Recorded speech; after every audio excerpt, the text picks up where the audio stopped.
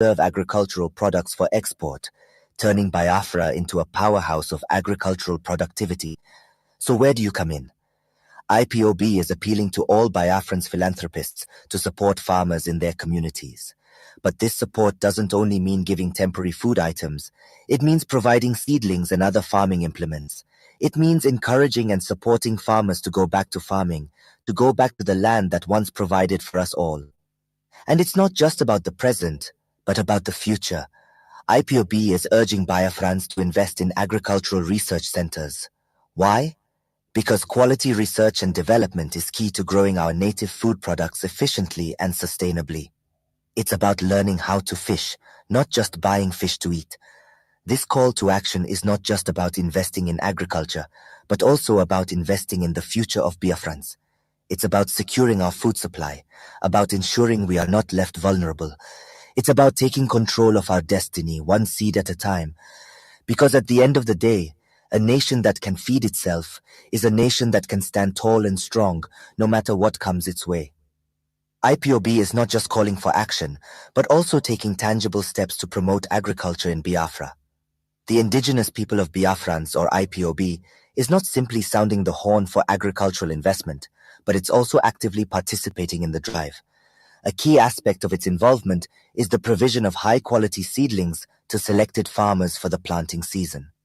By doing so, IPOB directly incentivizes farming, providing the necessary tools that allow farmers to produce bountiful and healthy crops. But the commitment of IPOB to agriculture doesn't stop at seed distribution. It is also deeply involved in securing farmlands against potential threats. The Eastern Security Network, or ESN, an arm of IPOB, is instrumental in this security effort. They have made significant strides protecting our forests, bushes, and farmlands from the threat of marauding herdsmen. The ESN's role is not just about physical protection. It's about creating a safe and conducive environment for farmers to cultivate their crops without fear. It's about ensuring that the hard work of our farmers is not destroyed overnight by external forces. Moreover, the IPOB and ESN's commitment is a stark illustration of their dedication to the cause of self-sufficiency in food production.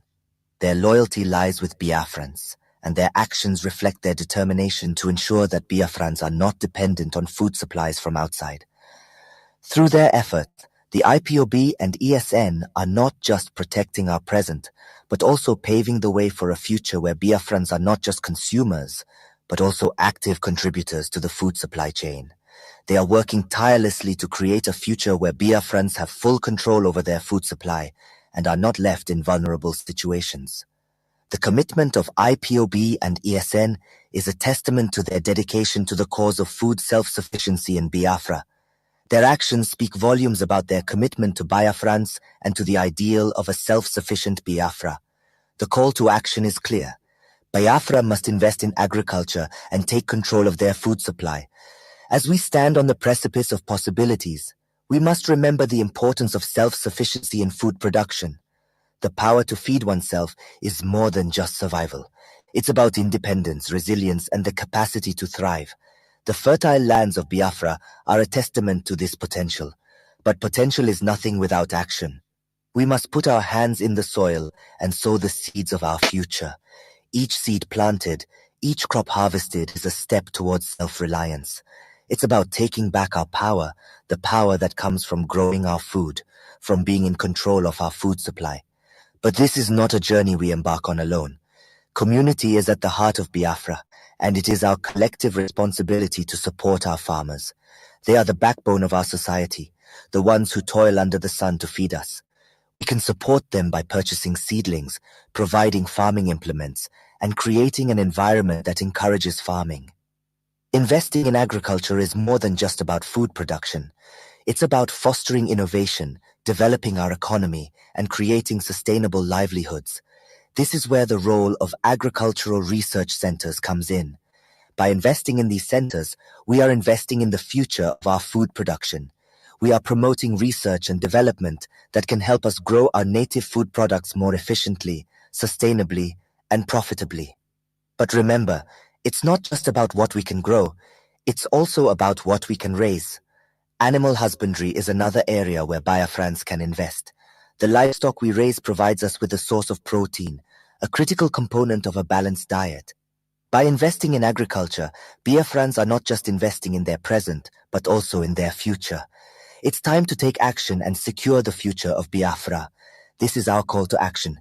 It's time to roll up our sleeves, dig our hands into the earth, and plant the seeds of our future. Let's take control of our food supply. Let's invest in our agriculture. Let's secure the future of Biafra. Welcome to POB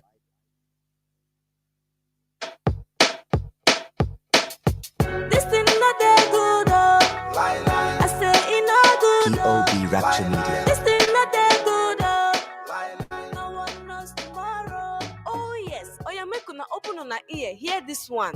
This one na for EEDC o. EEDC wan defraud Southeast with exorbitant electricity bill with no adequate power supply. On top the matter be say, they no go give prepaid meter to their customers, but dem go give illegal high estimated bills. They no wan know if light dey or e no dey. Instead of dem to fix am, they go force people to pay the bills wey they no use, or dem go cut the lights. I wonder how communities go use contribute money, buy their own power transformer, buy electricity cables, and yet pay huge amount of money to this obodo Naija corrupt EEDC, but they no go gree connect or bring the light. Even when they dismantle to repair community transformers wey spoil, they no go repair or return it to the communities. This issue don tire people o. Anambra State Governor Soludo, im don pay 100 billion naira to Emeka Offor and EEDC. This matter dey under agreement to provide light o, 24 hours light o. But from March 2023 until now, Anambra State still dey for darkness.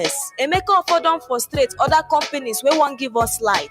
The koko be say EEDC na the reason why Southeast no dey develop. This thing no dey good o. I say e no good o. This thing no dey good o. No one knows tomorrow. Good morning, good afternoon, good evening, and good night, your great Biafrans and lovers of freedom. This is Radio Biafra Hausa service coming to you through the auspices of Radio Biafra London.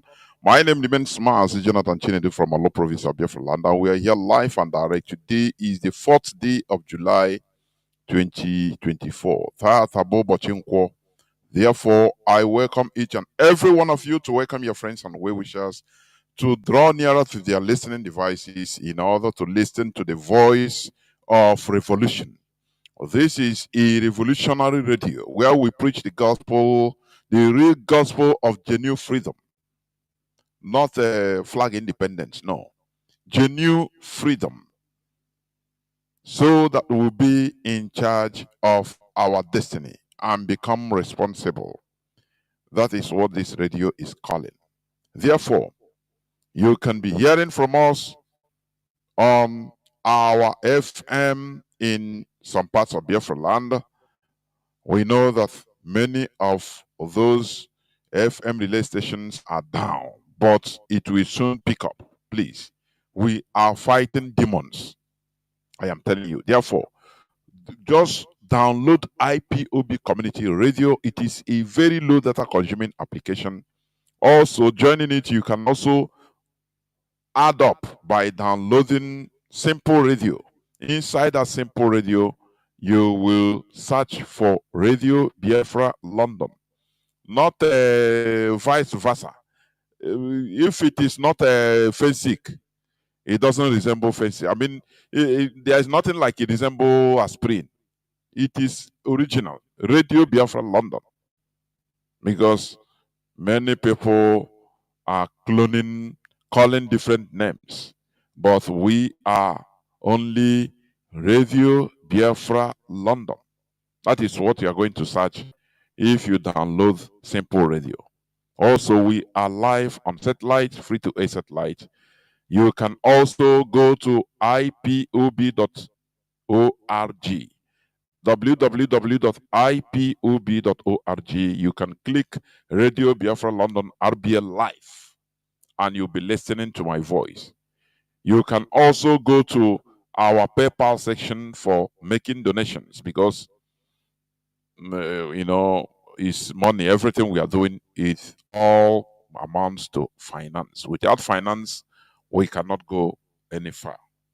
Therefore, you can donate It doesn't matter as little as you have. IPOBs, there is nothing too little, nothing too big. We also can accept millions of dollars if you wish, because it's not a taboo. Therefore, in as much as we can accept so little, we can also accept so big. It is all our collective effort. Therefore, once again, I welcome each and every one of you to welcome your friends and well-wishers onto this hallowed platform where we preach the gospel, started by Mazi Nnamdi Kanu, who is in the enemy detention camp of Nigerian SSS secret police dungeon. But make no mistake about it, we must continue what we are doing, because they miscalculated. They thought that renditioning Mazi Nnamdi Kanu is or will be the end of IPOB. But little did they know that Mazi Nnamdi Kanu has trained monsters, and the IPOB has a structure, very strict structure, central command. Therefore, in the meantime, in the interim, IPOB is being led by the DOS, and the head of the DOS is Mazi Chika Edoziem. That is how it is. We must continue making sure that Mazi Nnamdi Kanu must be released, not in the terms of our enemies, not in their terms, no, but in our own terms. Because as I put it on my Facebook timeline, any negotiation other than the Biafra restoration, focusing towards Biafra restoration or referendum, is dead on arrival. IPOB Biafra restoration can never be sold because of the interest of one person. It is impossible. People have died. That's why I used to call for us to reduce our sentiments, please, and focus on the goal. Let us continue focusing on the overall goal. It is not easy. What we are doing, it's not easy. We are not doing this thing because it is easy, no, but because it is difficult. We are doing it because it is the right thing to do. If we fail to do what we are doing, our future generations will be in a bigger mess than we think, than we are actually. That is why we must sacrifice and make sure that Biafra is restored. Nothing is going to change it. IPOB is indestructible. We must continue in making sure that the goal is reached. That is Biafra restoration. Therefore, once again, I welcome each and every one of you to welcome your friends onto this hallowed platform where we preach the gospel of liberation, the gospel of freedom, that you may know the truth and the truth shall set you free. As you are hearing the truth, it is not enough. You have to also research more in order to search and in order to know the truth. If you don't search, you will not know. That is it. Therefore, once you know the truth, knowledge, he didn't say believe the truth, no. He said know it. Manaya, manezioku. No, there is nothing like belief in the truth, no.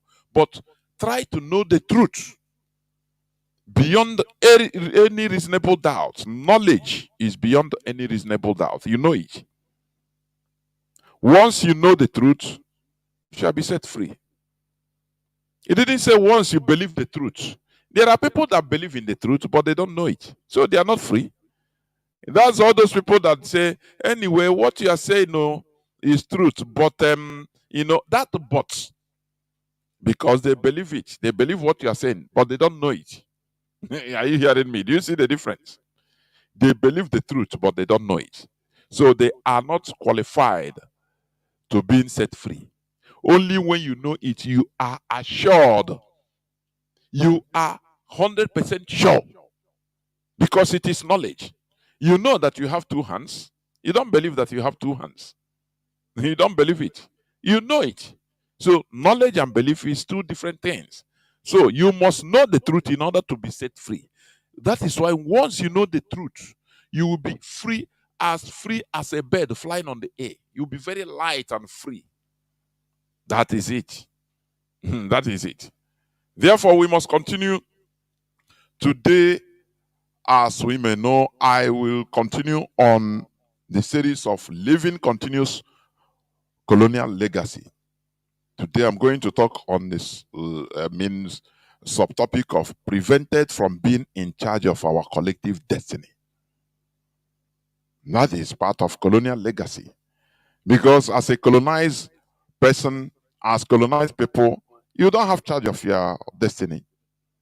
It is where they program you that you go. Are you hearing me? So that is what I'm going to talk about today. But before that, let me just see some news, some headlines that make news, or some news that made headline, please.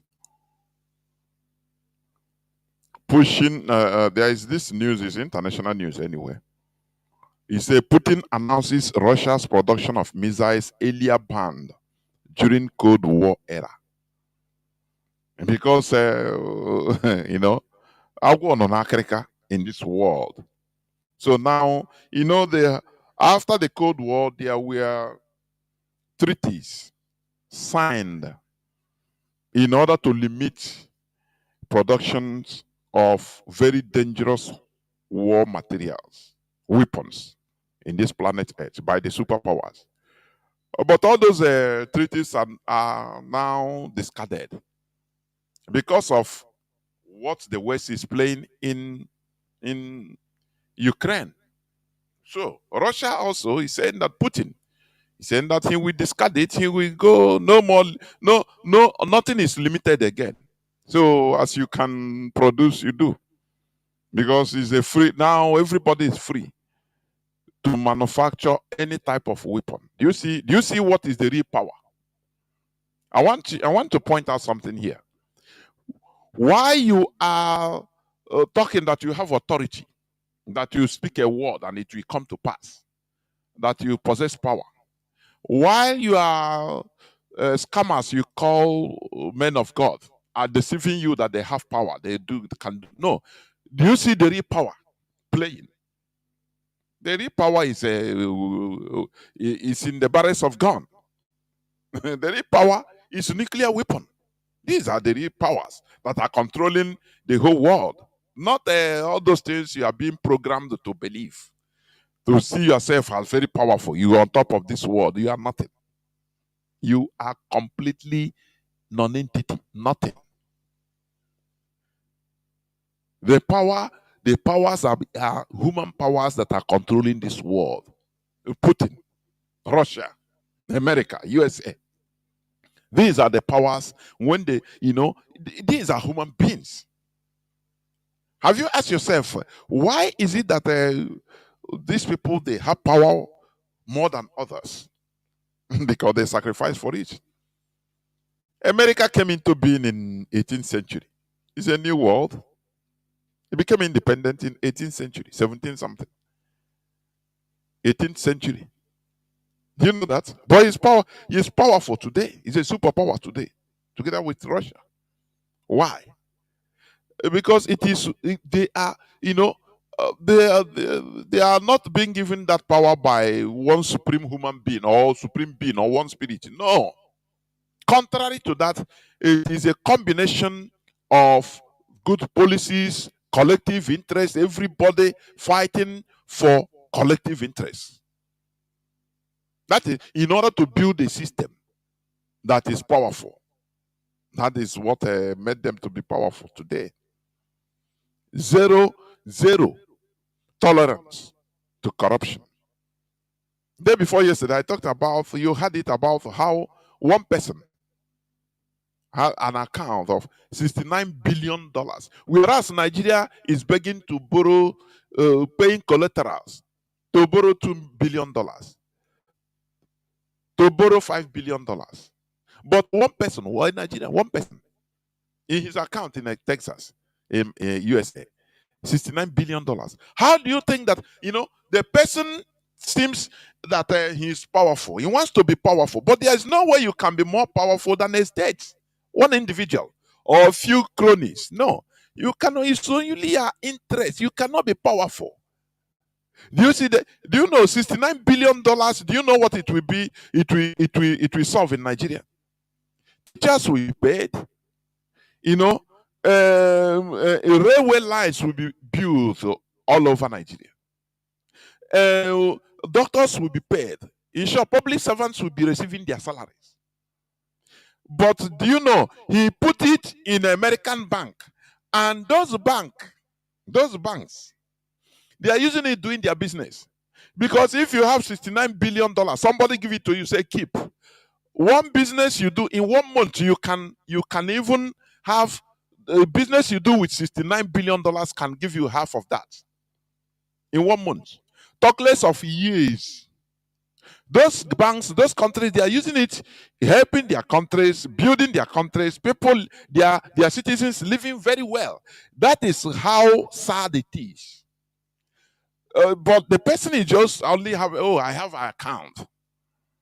Maybe they will be giving him maybe 0.0001% of interest. Whereas the money they are making building their country is overwhelming. In 1 year, that money can generate more than 100% of that amount. Whereas in the country where the person comes from, there is no electricity, and he's happy. Do you see the reason why these people are powerful and we are not? Do you see them?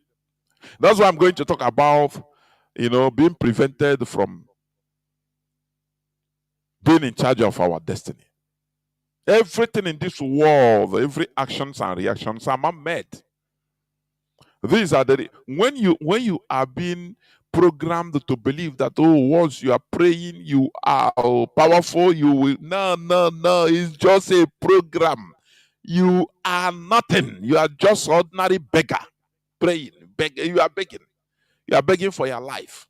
You are begging for food. You are begging an unseen spirit for everything. You are ordinary beggar. He put his people to work. When you read the details, he said they are now on research and development. They are manufacturing, the verge of manufacturing all those banned weapons with the hard treaties, because they cannot live themselves. So they are trying to outdo themselves. These are the real power. Ike. Nothing no buterike. What do you know? $100,000. You are nothing. These are the real powers that be. Are you hearing it? So why are they powerful and we are not? I'm going to talk about it more in the body of my submission. Therefore, you listen. So, we are heading to a world. This world is controlled by human beings, not the spirit. This is something I want our people to understand, because we have been programmed to believe. That is what our leader have been trying right from the onset of his broadcast. He has been trying to wipe away superstition from our heads, but still it continues. The superstition continued. And you ask yourself, why? Oh, you believe that once you kneel down and pray and do this and make incantation, or you go to DB and these are primitivity. It doesn't work. If all these things works as you believe, we would be what powers? One so-called DB will just make incantation and disappear and go and remove Joe Biden from the White House. And declare that America is conquered. He will be in charge of a nuclear weapon code. What is more powerful than that? Anything. Once you're in charge of code of American nuclear weapon, anything you talk, everybody will bow. You speak a word, everybody will bow, because you have the code. the destruction of mankind is in your hand. But when you are programmed to believe, in your corner, so neire, anointing, in our program, all those things, it didn't go above. And if that place you are, that is making you happy, go above anywhere. You are just making yourself happy by believing that you are powerful. You are nothing. You are nothing. It didn't reach anywhere. You are just making vocal sound. Nothing. It has no effect on anything. You understand? It is only together we will build, we become powerful. Together we become powerful. That is it. Let me go on another news headline. Let me see.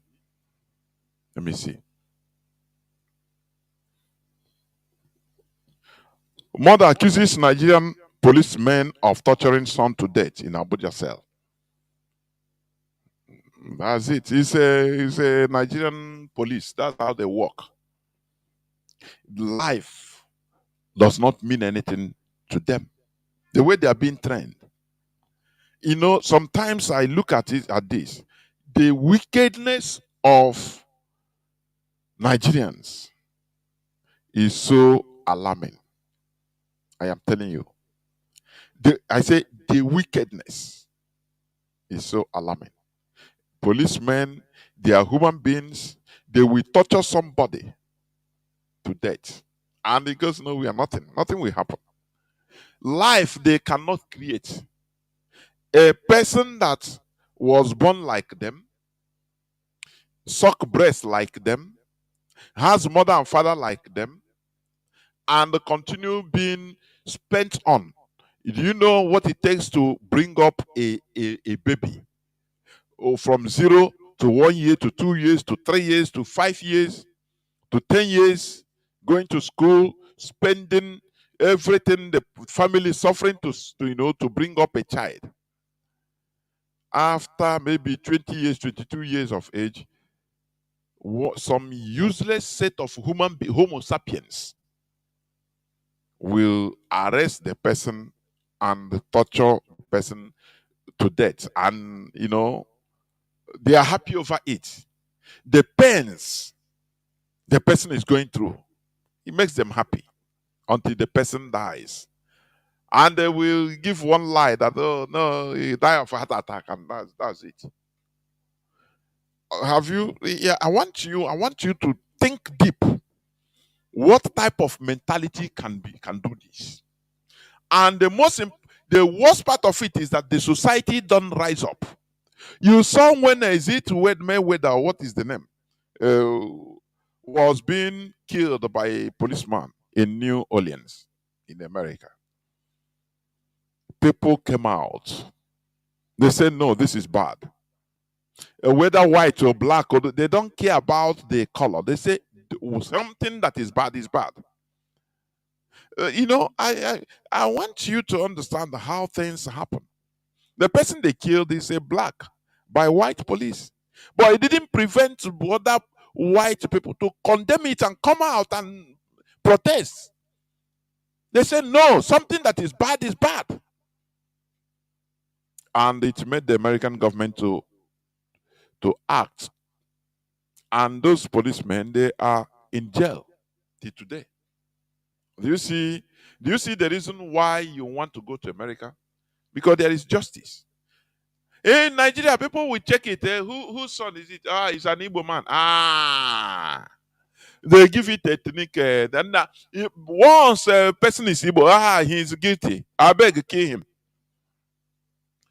Do you remember when I said that I read that news? What brought about one time a very violent protest? I think, is it last year or last 2 years in France?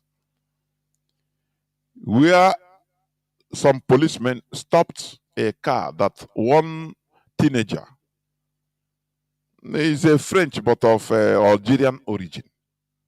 And they said that boy, he has no even license, driving license.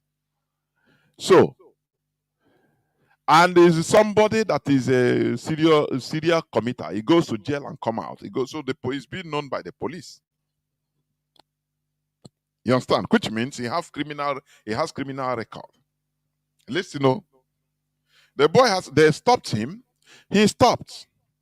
And while they were trying to investigate on the car, where is your driving license, this and that, they know the boy. The boy, pulled down the throttle and run. The policeman brought out his gun and shot the boy. And the boy died. And the car crashed. The policemen tried to cover their story. Because, you see police job anywhere. Personally, I hate that job. Honestly speaking, I hate it. A police job is a good job, but you see, they try to commit, they try in order to save themselves. Those French police, they wrote a report that, look, the boy tried to run over on us. We were stopping him, he refused, even he wanted to run us over. So we acted on self-defense. Not knowing that there was a neighbor from somewhere in the house or somewhere videoing everything. When that person posted that video, they saw that what the police declared and the reality, they are two different things. So people came out and said, oh, if this is the real story, oh my goodness me. People came out and they started destroying everywhere in France. Everywhere. They say, how can a policeman? So it led to actions by the government. It sanctioned the police. Those people, I think they are in jail. Do you hear it? Imagine that it is in Nigeria. Even if the video come out, you know what would have happened? They will say, I beg, good, the boy is a criminal, I beg. Police will announce that the boy is an armed robber. And the people will buy it. Now, if, even if, as they say in France, that look, that boy is known to police, he used to go to jail and come out. He's a small boy, a teenager, but he has criminal records. They said, it doesn't matter he has criminal records, he's a human being. Does law give you power to kill him extrajudicially? You shot him and kill him and you are talking that he is a criminal. Why do we have courts? Why do we have courts? Tribunal, why? But in Nigeria, do you know how the difference in Nigerian mentality? They say, oh, he's a criminal, kill him, it serves him good. And they continue. How do you think that a place like that can change for better? It's a question that you need to answer. There are many things even you yourself is contributing without unconsciously contributing to it, but you don't know. But these are the reasons why the place is a quagmire. You first of all judge, oh, the person is a criminal. It's good, the police, these criminals, police kill him. Okay, does law give policeman the authority to kill somebody, to remove life? Why then? What is the need of court? What is the need of rule of law? But do Nigerians understand this? They don't care. Every of their thing is direct, straightforward. That's why Nigeria is a straightforward, naked wire. Either they kill you or you kill them. That is it. Do you see the difference? That is why the difference is the mentality. People deserve the people that rule them, deserve their leaders. Whenever you talk about the politicians in Nigeria, I beg to differ. I say Nigerians in general. The problem is everybody, not only the politicians, because it is out of the people that the politicians come up. Do you hear me? Tinubu was rigged into power, and the people were supporting him. People supported him. If majority of the people say no, it's against the law, we cannot stand here and this person be rigged. Where is the law? People will resist. It will not happen. Do you hear me? But Nigeria is not meant for that type of rebellion. It's impossible or resistance, not rebellion, resistance. It's impossible. Nigeria is Britain created a crime scene, as I said the other day, and I keep on maintaining it. They created a crime scene called Nigeria. Everything goes. The mentality of the people have been changed to become another thing out of this world. I said it the other day. If care is not taken, if Nigeria continues existing, in the next few decades or centuries, Nigerians will depart from the mainstream Homo sapiens. They will become another thing, another species of Homo. I don't know Homo what. Another species of being that is out of this planet. I am telling you. You ask yourself, why is it that every country in this world, they keep an eye on Nigerians? Many reject Nigerians. Everything is about Nigerians. Are they the only people that travels? Are they the only? India has a population of 1.4 billion. Indians even travel to look for work abroad, but they are never targeted. You ask yourself, why is Nigerians targeted? That tells you, you should understand what I'm saying, because it will be a confirmation that in the next 100 years, 200 years, if Nigeria continues existing in this way, I am telling you, Nigerians will now shift from normal human being into another thing altogether. That the whole world will be looking and pursuing, like when you see a snake. They are doing it now already. In Dubai, no Nigerian passport not allowed. In many other countries, once you declare they see you as a Nigerian, they want to actually joke. Why is it so?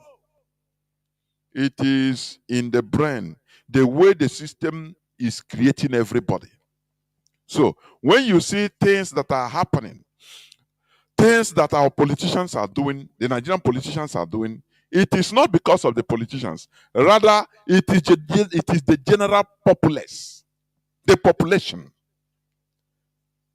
Police torture somebody to death. And the woman, the family is crying. Who listens to them? I played to you the clip of Amechi the other day. He said Nigerians are not concerned. They don't care. They don't care. Unless the thing touches them and the person starts crying. Others don't care too. So it's a place that is horrible. It's a crime scene. Who cares for this person? When Nigerians rise up, just go on the street and start telling people that, look, do you know that one woman, police torture him to death, torture the son to death, and it's not right. So let us do so. You will tell you, waiting. What do you want me to do? Me, I go look for food, I go eat. Waiting concern me, I beg, let them carry their wahala, the waka. He will not see it. There is no empathy. All that matters to him is him, and him alone, and his family. But tomorrow, the same thing that happens to another person will happen to him. And that time he will start shouting and crying, seeking for help from somebody. Do you see how they have programmed Nigerians to petition, to perish? That is why the politicians, they don't pity Nigerians, because they are in solidarity. They know the secrets of Nigerians because they are Nigerians themselves. So luckily they rose up to that extent, and they now say, okay, if you talk too much, if you want to make impact, they will use a tribalism to inject, corrupt the mindset of people. Say, do you know who is talking? He's a Igbo man. Can Igbo man talk to? They don't care about the message. They will start looking to the messenger. They will downgrade the messenger. If that one is not okay, they use religion. Oh, do you know who is talking? Yeah, now a Christian man, a Christian. You see? He's not a Muslim. Oh, he's a Muslim speaking. Leave him. That's what they do. They don't put ear about the message. Now they will use the personality of the messenger in order to downgrade everything. And these are the people that will tell you that they believe in Jesus. They believe in Muhammad, in Islam. These are the people, they will tell you this. They believe in far away so-called prophets from other races. But in their own place, they don't care about anything about themselves. Do you see the hypocrisy? This is what mentalities we want to change in Biafrans, so that we restore a viable country. You know, I used to say it. When anything that happens to one person, it affects everybody. That is the spirit of nationalism. If something happens to one person, it happens to everybody. Everybody will feel that, acts that, oh, it affects us, and the people will rise up. You shouldn't wait until the same thing come and happen to you before you start shouting. By that time, you might not even live to make it. Are you hearing me? You will not live to tell the story. That's why we push our people to act. You know, something that happens to another person, any of our comrades, it happens to us. That is why IPOB is one family. So that anything that happens to IPOBs in one country, in one unit of a country, it happens to IPOB worldwide. We will not keep quiet. That is what we are training ourselves. So that once Biafra comes, we'll be able to checkmate our governments, our various governments. Once one citizen is being maltreated, everybody will rise up from nooks and crannies of Biafra land. That is how states are being built. Viable states are being built. That is how powerful states are being built. Solidarity, togetherness, citizens. Nobody is a bloody civilian.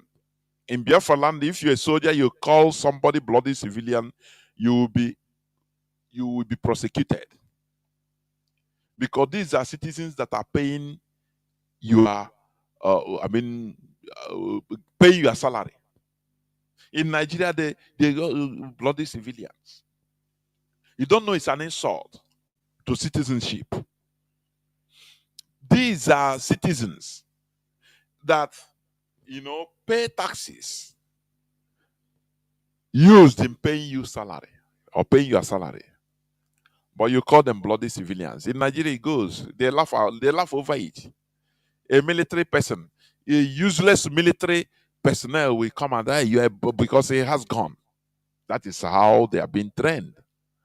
But in Biafra, it will never go. Therefore, once again, I welcome each and every one of you to welcome your friends and well-wishers onto this hallowed platform where we preach the gospel of freedom. Genuine freedom,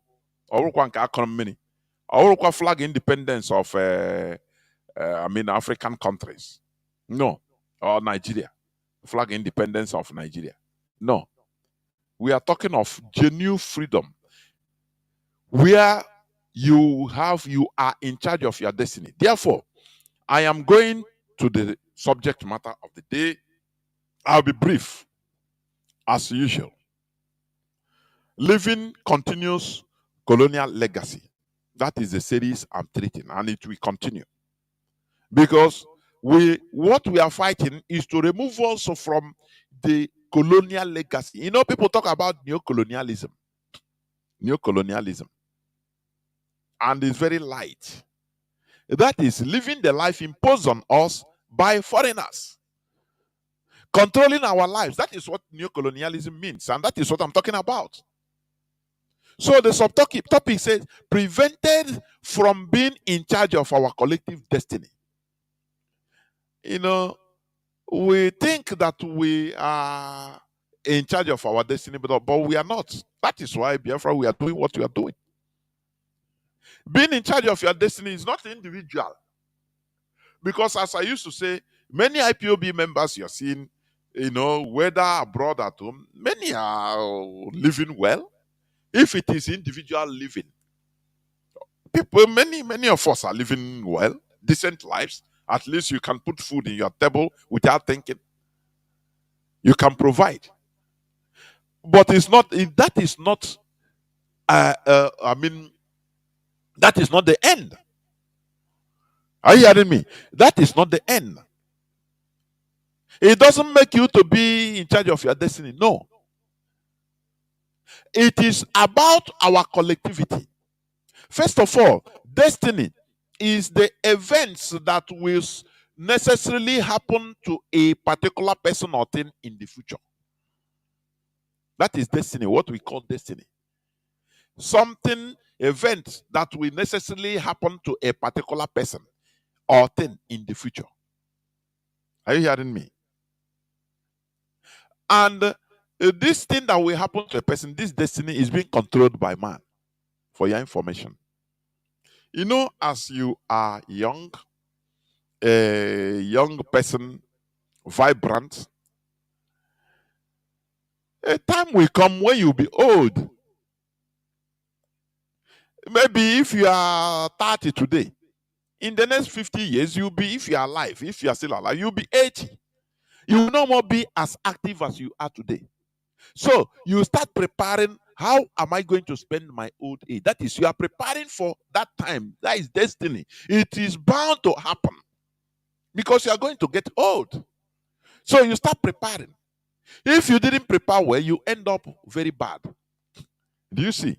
I saw somebody, just I was scrolling on social media. I saw somebody was talking about, there is one musician, Akwaza, these people that sing Akwaza. The man is whether he's a beggar now or he's mad, I don't know. The way he's dressed. So the person was introducing him, and the way the man talked when he was talking, he is the person that wrote that song, he this and that. When he talked many stories, there even from the world, the way he talk, I know, this person, you are the cause of your problem. First, you are greedy. When he made money, he didn't even go to near his family. So they hate him. That's number one. These are people that when they make money, they thought that when they have little change, they thought that the whole world is, roaming around themselves, around them. That there is no other person except them. This is a problem some Igbo men are having, Igbo people in general, till today. He went and carried Kanu call one girl in Lagos that also wrecked him. But today, after he said no, I didn't know, maybe the woman charmed me, I laugh. No, I was not acting on my brain. Maybe the woman is life from the pit of hell. And, let me tell you, there is something I see in Nigerians. They don't take responsibility of anything. They don't take responsibility of their actions when it is too bad. They start calling it no ajomo. I'm not saying Ekwensu because Ekwensu is not even ajomo. That it is Satan. Are you hearing me? So that sense of responsibility, they don't have it. So it is Satan that did it. So you go and blame Satan. And now they are not guilty. You understand? So he said he is being charmed. It's a lie from the pit of hell. It's a Iberiberism. There are people, once they have small change, you can never near them to advise them. Never. They don't need your advice. They'll tell you that advice, that brain you have to give me advice, use it to go and make your own money. You see the characters of some of our people are smelling, stinking, smelling. You don't even need to near them. When they start having problem now, they start blaming it. Oh, that time they charm me. No person charm you. All these things are lies from the pit of hell. It doesn't work. You are just trying to remove yourself from responsibility of your actions. Nothing more. So when the boy was talking about the cock and if for example I'm in the need of helping him, he talked this cock and bull story. I was charmed. I will tell you, go to hell. Go and meet that person that to charm you so that you will go back to who you were. Instead of saying, look, I was stupid. Because of juvenile brain, I didn't know. I made mistakes. It's understandable. But to start carrying the whole thing, blaming on one thing, which means you are okay. You don't have no problem. But we should start looking for a spirit to blame it on. Do you see the stupidity of our people's mentality? Do you see that? When you do something wrong, accept. I did it. I was wrong. It is ignorance. I beg for forgiveness. And please, I did it, but I didn't know. I didn't have this brain. I was a kind of naive. That's why I did it. But many of our people know. No, it is Satan. No, it is Satan. And you see people there say, "Nah, man, he's Satan. Don't arrest him now. He's Satan." Is this how to run a country? Okay, go and bring Satan for us to arrest. Go and bring Satan, hold him responsible. Do you see how the society is decaying? Lack of responsibility. Remember, I'm talking about prevented from being in charge of our collective destiny. As I said, destiny is the events that will necessarily happen to a particular person or thing in the future. But things don't happen at random. Are you hearing it? Things never happen at random. Something must cause something to happen. Some intelligence must cause something that causes something to happen. So what you are seeing today, what you are blaming on, no, is destiny now, is it? No. It is human beings that are causing it. Anywhere that things that are above human capacity, like in Japan, there are earthquakes, tsunamis all the time. Do you know why? But people are still living there. Do you know what they do? They developed, technology to withstand this. They build houses on springs. They build high-level houses on springs. Are you hearing me? So that there might be earthquake. They know that earthquake happens, but it will not affect the building. You see the building shaking, going around, shaking. It will not touch it. Do you see how they didn't say no? Nature is bigger, so let us abdicate to nature. Let us surrender to nature, as normal black person could say. Now we cannot. There is nothing that human being cannot control or repair. It's impossible. There is nothing. Are you hearing me? You know, let me tell you, knowledge is infinite.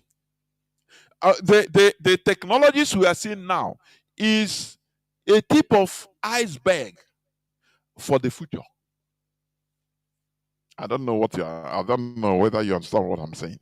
Do you know, for example, 2,000 years ago, if you tell somebody at that time that there will be a junk of metals and plastics and all whatnot, as heavy as thousands of tons, flying on air.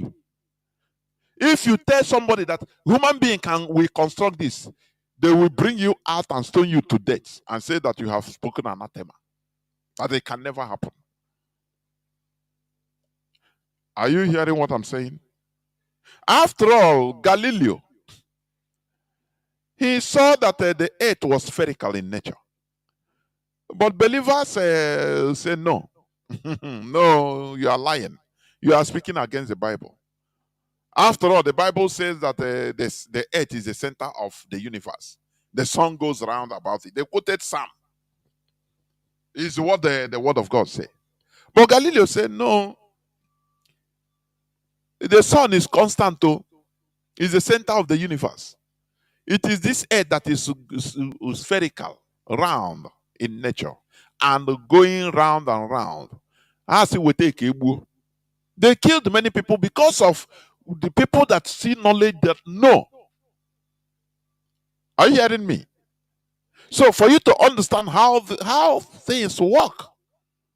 So what am I trying to say? Everything in this world is under the control of a human being. Everything in this world, if not under the control, human beings must find a way in order to repair, in order to resist it, in order to use it for human benefit. It's not no bowing to nature. No. No, you don't bow.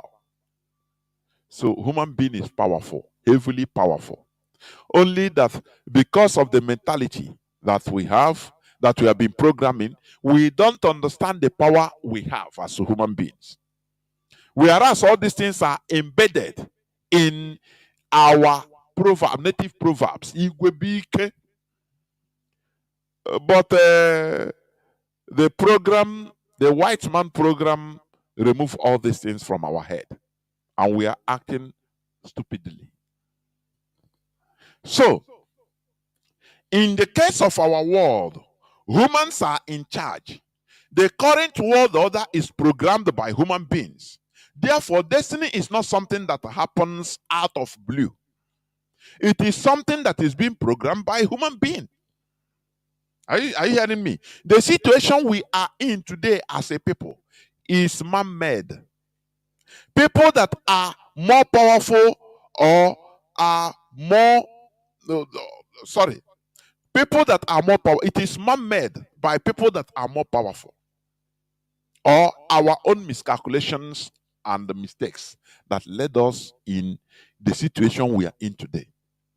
And you see, let me tell you, since this war ended in as we say, for us, the war ended in 1970. But for the caliphate, the process of conquest started even more harder from 1970 to today.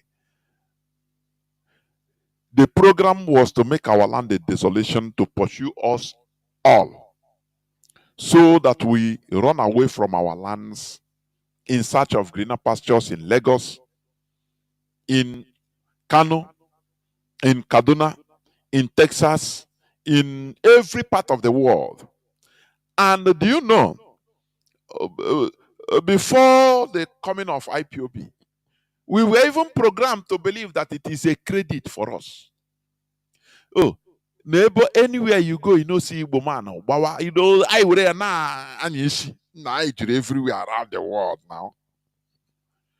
Do you see what I used to say, that without the coming of IPOB, without the coming of Mazi Nnamdi Kanu, we were dancing gracefully to perdition, marching steadily with happiness into abyss.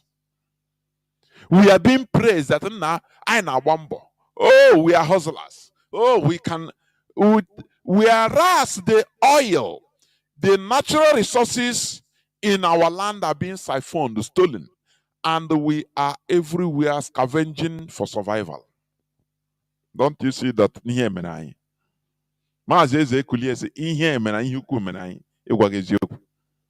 We were stupid. Not only that, but they remove our brain. They promoted stupidity in our brains, in our mentalities. IPOB now came and started reversing that thing, that evil they did, scattering us everywhere.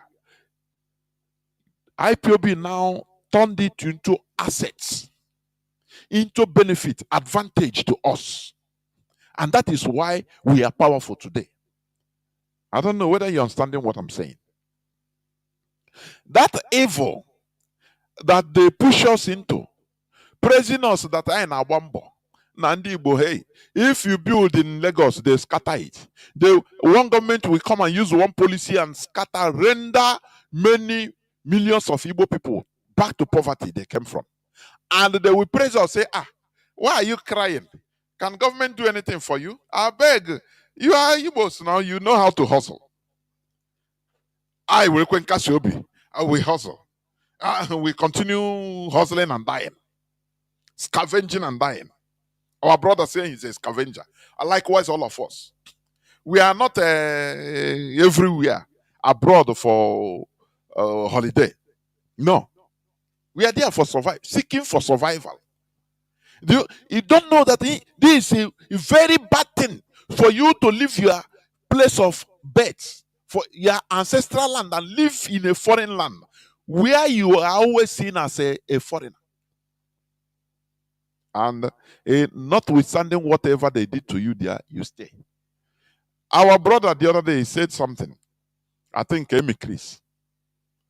If a white man, for example, a Canadian in Italy, if he's in Italy working or doing something or working or anything, if they insult him, he feel bad. He said, "No, I cannot stay here." He will enter the next flight back to his country.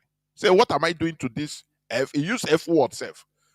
What am I doing this in this pen that you can insult me as if I don't have it? He will go back. Are you hearing me? Because he has options. But an Igbo man, a Biafran, anyway, they will be insulting you. You a monkey. You are this. Even job they are paying others. For example, 20 euro per hour. They will give you half, 10 euro per hour. You are happy. They will be calling you all sorts of idea. idea. No one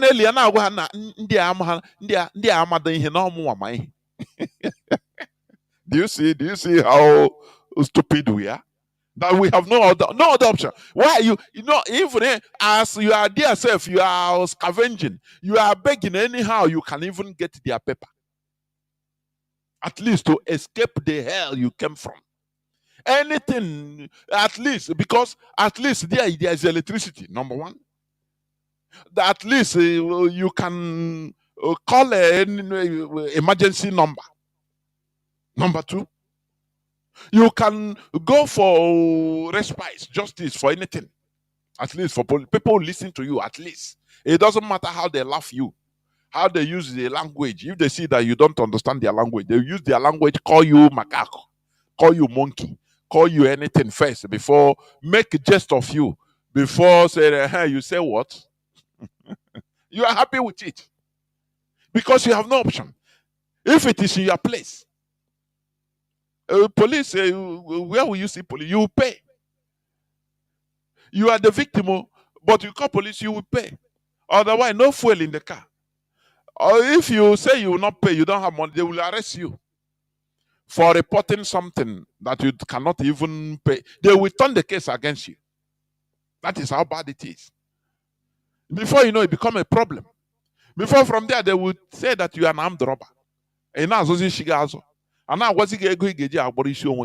At least. But so you see that we are pushed into a different thing altogether. We have no other option. It's a policy. Are you hearing me? Who fights for you? Who fights for you? Is it not an injection, this brigade vaccination, to kill everybody, to render all black people sterile? They brought it in Nigeria. The first place they push it to Biafra land. And they use a bubago, go in school, say, oh, you're forcing, oh, you have no right now. No right. Where are you going to call? Sometimes, if I see our people on social media, they'll be complaining. Fulani headsmen are killing. Look at. You see somebody doing video.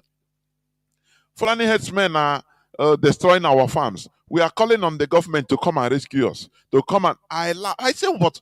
When shall we remove ourselves from ignorance? You are calling the people that are killing you to come and save you. The same thing like this vaccination. Somebody say, they are carrying a bubago going from school to school. So we are calling government to come. I say, which government you are calling? Is it not the same government that is enforcing the thing? Is it not the same killer government? So you see the mess we are in. And that is one thing our people fail to understand. This is the reason why IPOB has emergency numbers. So that some things you can just dial the number and report quietly. Just keep quiet. Give the description. Send the voice. Give the description. Because there are some mistakes even our people used to make. They will only call the name of their village, that village. They will not call the local government and the state. Correct information. They will call the name of the village. You can have one village that is the same name in almost every part of Biafra land. Are you hearing me?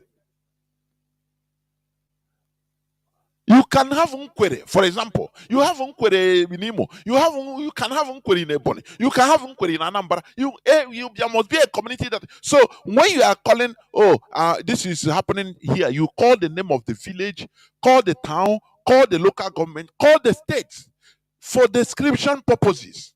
When you only call the name of the village, maybe there are different villages that answer the same name from different places. How will somebody know? Do you see? So our people are ignorant of the fact that the government of Nigeria is the one that is sponsoring our demise directly. But they still call the government to come and help us. So it makes me sad because of the ignorance. You still call your killers to come and save you. How possible is it? It's impossible. It's impossible. Okay. Before the coming of the Europeans, Africa has been self-sufficient, feeding herself and healthy. All of a sudden, Africa started experiencing hunger, lack, poverty, etc. All these are artificially created. Do you hear me? They made us to start consuming what we did not produce and produce what we do not consume. They made us, Europeans made us now say, okay, these people, you start producing cash crop. Leave yam you are producing. They put money that you produce cotton. When you produce cotton, you sell because cotton, they need that raw material cotton. Do you see how they destroyed Africa? They introduce their money so that now they tell you start producing cotton, and that cotton you are producing or granite, they fix the price. You left your food produce and enter into cash produce just to get cash to make money. Now when you sell cotton, you have some money, you start looking for yam to buy, but it was something that you used to produce before, you used to farm before. Your fathers used to farm every time. There is no lack. At least food, no person talks about lack of food. Sometimes you do yam porridge. Sometimes you use yam do miniok. You cook it. You use also yam, pounded yam to swallow. You don't lack. But when they came, they said, no, stop producing yam. We cannot give you food because it is not to their advantage. Do you see their trick? They tell you, start producing, you make more money on cotton. Export it. I will give you money. And you discard the things you are producing to eat. Once you eat finish, you can sell others. Food will full everywhere. No person lacks. No person is hungry. But now, a whole people will now live producing what they eat, food crops. They start producing cash crops. That cash crop is selling to get paper cash. And you sell that paper cash and you get that money. You start looking for the yam to buy. And that yam then, it becomes lethal because many people are no more cultivating it. Do you see? It's simple logic. Very simple logic. And the hunger start entering. Hunger start entering. They put lack in Africa. Instead of Africans to say, no, let us be producing what we are producing, little by little. Extra, we can also join other things. No. The Europeans made that policy in order to bring hunger to Africa. They structure everything for their advantage. This is man-made, artificial, so that you not be in charge of your destiny. After now, they push you into calling one spirit that to come and help you. No spirit helps. We are in charge of this world, and we should be in charge of our destiny. You know, I've been saying this. You know, before we used to say, cry, United Nations, come on. You know, I want why I'm touching all these things for people to understand that we are making progress, even mentally. At daily time, you hear people calling on Radio Biafra. Hey, we unite. To the extent, even many times, people call, of which I had it. Oh, United Nations, Britain. You say we should be Christians. We are Christians, so you say we should be wearing. You made us will be wearing ties in 40 degrees Celsius heat. We carry Bible like you. Now, why are you? Why do you hate us? But today, do you hear this type of things again? Oh, United Nations, come and help us. America, you see, come on. You are calling the people that fashioned the world order that put you in a suffering position. You are calling them to come and help you. This world is a fight. You have to fight in order to rescue yourself and be in charge of our collective destiny. I'm not talking about individual. Because destiny is something man-made. We should be in as human beings. We are created with brain. Are you hearing me? We are created with brains. And our brains are made to reason out, to churn out, to reason out something productive for us to act in order to change our destiny or to change our environment. That is the way human beings are created.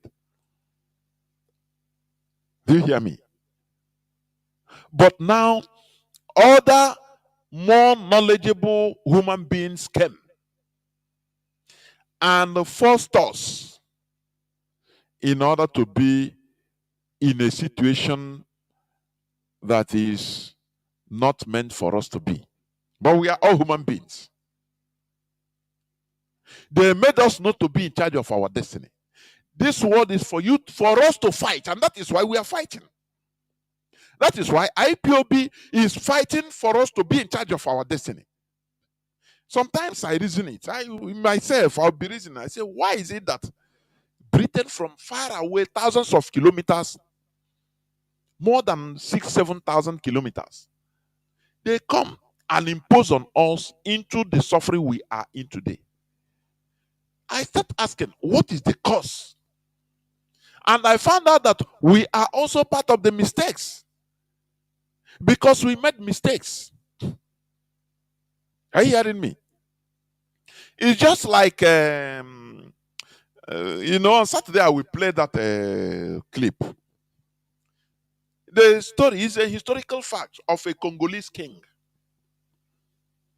A Congolese king that I think in the 17th century, when the Europeans came, he admired what they brought and how they behave, and he now changed. He is a king, a local king. He now changed and want to be Europeanized. He want to eat like Europeans, behave like Europeans. He changed and become a Christian. All his cabinets, they all changed. Now he paid the Europeans to teach them how to pray like them, how to become Christians. Because he miscalculated. He thought that by changing like this, we will become developed like the Europeans immediately. Later did he know that he is selling himself into complete slavery. The thing happened. They changed. The Europeans now, they are bringing plates. He'll be eating with the, instead of eating with the local spoon, as Africans used to be. He started praying like them, discarded anything traditional. They entered, started teaching them. He has even European maids that are serving, that are teaching how to cook European foods, how to do this and that, how to become European. He thought it's like that, but later did he know that it is not like that. Now, when they saw that, he even sent one of his children out to go and study in, I think, Belgium. And that one become a reverend father, a bishop. He become Europeanized. Do you see it? So, now, Europeans now saw that this one is our perfect slave. Instead of, they have completed Christianizing the whole place. Now, Europeans now started sending their slave master. They started taking slaves from Congo. What they are sending is slave people, slave masters, which collaborate. They use the religion to brainwash the people that they are the same. Now they started capturing their people. The king now started shouting, writing, begging, writing to the king of Belgium and even the then Pope of Rome that, look, we want development. We want you to send the people to come and teach in our schools so that we can develop. But all we see is the people that came and capture us as slaves, depopulating us. I will play this clip on Saturday. It is not what we bargained for. We become king. I become a Christian so that I'll become like you, Europeans, because I admire you. They laugh because they know that they have destroyed the place. Because they have divided the country. Are you hearing me? They hate themselves, I say. So, Europe, they have easy access to the people. Because the people now, they are Christians. So, they are capturing people. They continue capturing those that are not Christian. They continue capturing them, selling them off as slaves. The man was shouting, begging. He continued writing letters, begging. Even he sent people to go and study. More people to go and study in Europe so that they will come and start developing more, developing to the European standard. They captured those people as slaves. Those he sent to the schools in Europe, they enslave all of them, sell them off. Before you know, the Europeans who invade the place, they say this man is stupid. You think by changing, when you change to our religion, is for you to be, we know that you are completely a perfect slave. So we have access to do anything. That is it. That is it. Are you hearing me? So, the mistakes that, what we are suffering today, some of the mistakes come from us also. Miscalculations, sound judgment, or lack of it. Azikiwe was there. Ahmad Bello was talking about northernization. He kept quiet. Britain did all the abracadabra, went to secretly signed and gave the flag, the Nigerian flag, to Ahmad Bello, without inviting him and Awolowo. They kept quiet. They said, don't worry, let them finish what they are doing now, let them go. Not be we there here. You know, as our people, now we down ground. Now we know everything. Now we down ground, yeah. Honor had the only that perimeter. He believed that no, yeah, was everything. He don't know that there are forces that are controlling from above your area. They don't know. It's a mistake of Azikiwe. Now we down ground now. Let them go. I will show them that I'm Igbo man. I'm an Igbo man now. I will even want Azikiwe say, let us rethink of this Nigeria. I know that this is one of the reasons why even Awolowo was mad. Let us rethink. Azikiwe say, do you go Harvard like me? I beg. I will show you. I will show them that I'm a Zik of Africa now. You know, one Igbo man, primitive thinking. You only Igbo region enough with the yeah, it was when I even no, you want G issue wanile. You want G a nuclear weapon. He feel himself larger than life. That life is a primitive character till today. that is haunting us, haunting our people. Only Bojiji wants small change. Oh, one way that na okay, onye okwan Joe Biden. Hey, na okay, here na say onye ruji afọ or challenge wechi ya. Onye Igbo man. You don't think, you don't go down one reason, say nah. Okay, these people, this man is talking about northernization. He's saying he don't know also. Our cultures are not the same. Our food are not the same. We don't have the same religion. We don't have the same values. So why should we be one? This thing it can affect us in the future. So let us redo, let us, re-examine. Mbono Jike was asking Azikiwe, please, please, now, the way you are going is not good. Azikiwe said now, you yesterday.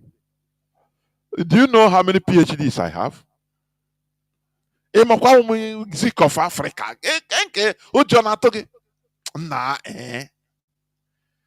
A character of Igbo man. Our character, original character. If you are saved from this, it affects all of us. But lucky you if you escape or if you are redeemed by common sense. Lucky you. Ị ga-ahụ onye Hausa or Fulani ga-awụ bilo ote Dangote no. You don't hear Dangote making noise.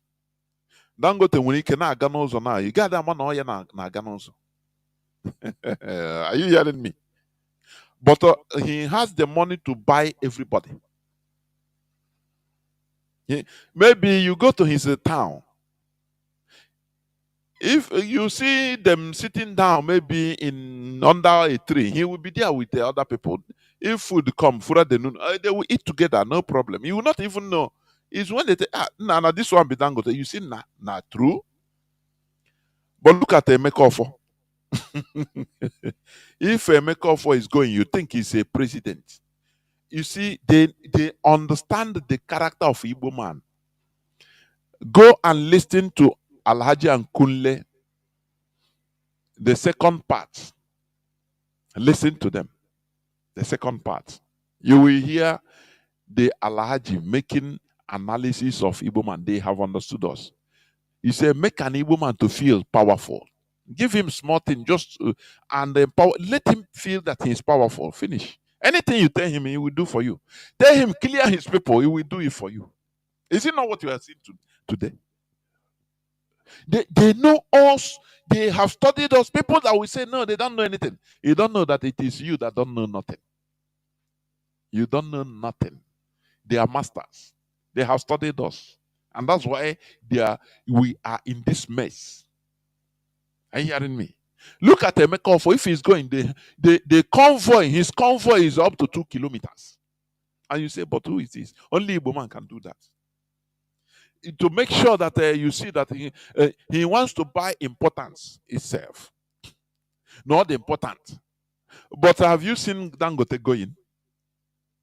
Have you seen him moving around?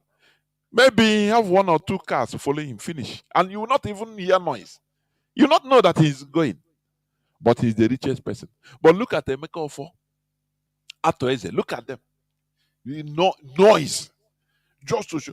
It is something that is given to them because of the way they behave, the mentality. So the Fulani gave them that opportunity. So make sense of that you are above everybody. Deceive your people. The same way as Ikiwe deceived the Igbo people. Now how is Zika? Hey, you know, Zika. I am more that even Zika no na African Ibiana is not even known like that in Africa. The same way Julius Nyerere and Kenneth Kaunda them were known. Zik was not known in Africa like that. Do you know that? But you know, see, yeah, we take him like another demigod. No, Zik so no. It's deception. And where a woman can deceive is only his people. Do you see that? It's a bad mentality. Very, very bad bastard mentality. A maker for if he's going, he wants you to believe that hey, no, soldier, so they follow. I don't know that they follow. They know what they are doing. They are laughing. They say, show your any person that talk or kill, shoot him. They say, make off for he kills people almost every day. If you feel like shooting, if you come and maybe feel like removing your life, you shoot you and you die. People will come and remove you. They make you, they can create a woman to be another animal, a very brutal monster. Once you give him that power, forget it. Don't you see who oppose them? He will come. I will bomb here. I will bomb there. I will bomb here. Gwakwa ndị nọ na ebe a ka ha pụọ.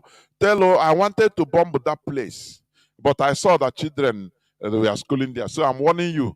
Remove it. If I come there another time, I'll bomb everywhere. They make you feel larger than life. They empower you, they push you because they know it is your character. It is your type of behavior. So he has the power to bomb his people. If you tell him, can you solve a problem for us? Why not that power you have? Go and bomb Casina. Hey, Mban. Deal with other people for our advantage. No, he cannot do it.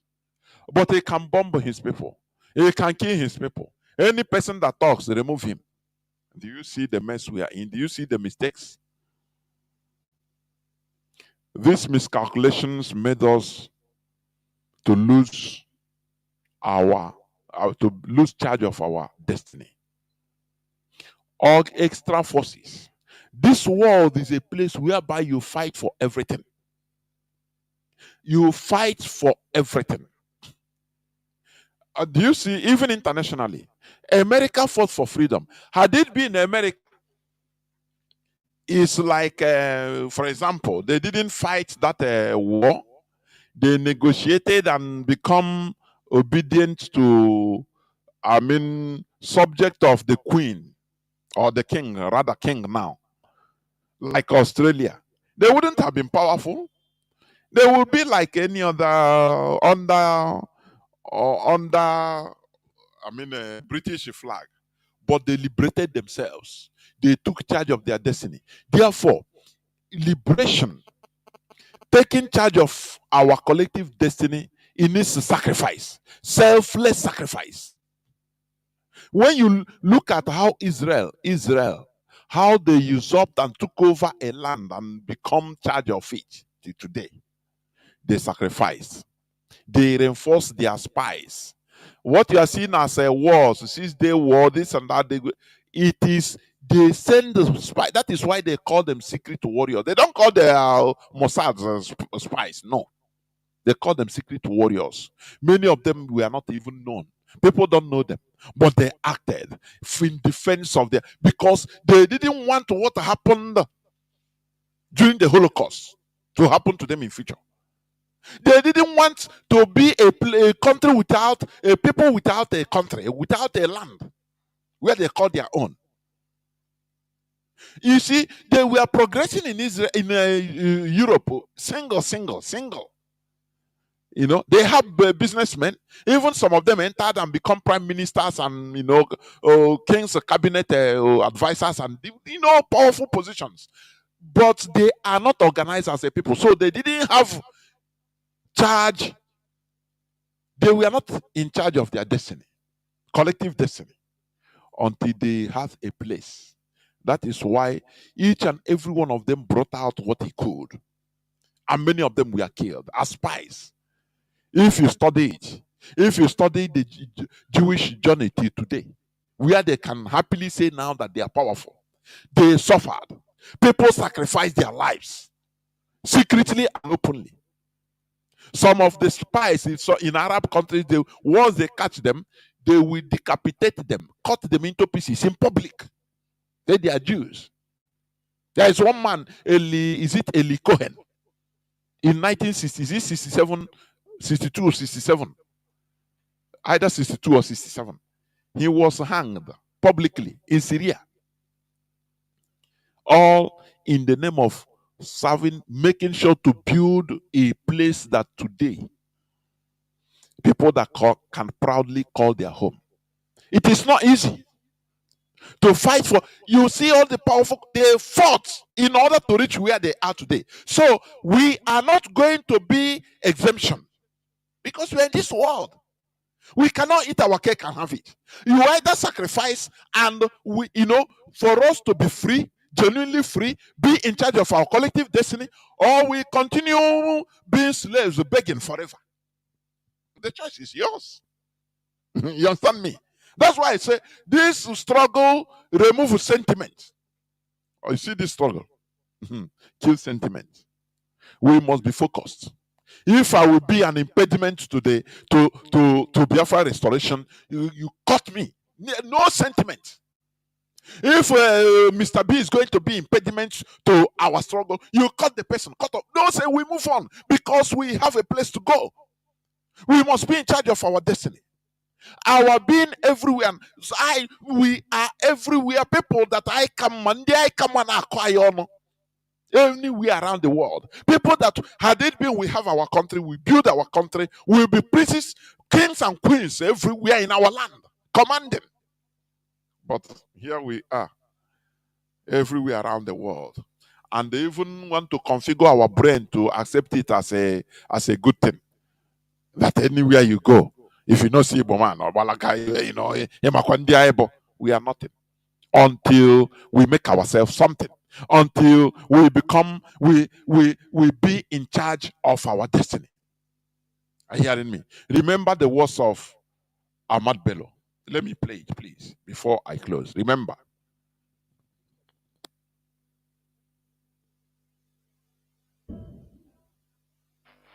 This new nation called Nigeria shall be an extension of the estate of a great father, Usman Dan Fodio. We must ruthlessly prevent a change of government. We must use the people of the Middle Belt as willing tools and the people of South as conquered territory, and never let them rule over us. Never let them control their own future. Speech by Sir Ahmadu Bello on 12th October 1960. Do you see the words of a man? Ahmad Bello. He said that they should ruthlessly prevent them from ruling over us. Are we ruling over them? No. They are ruling over us.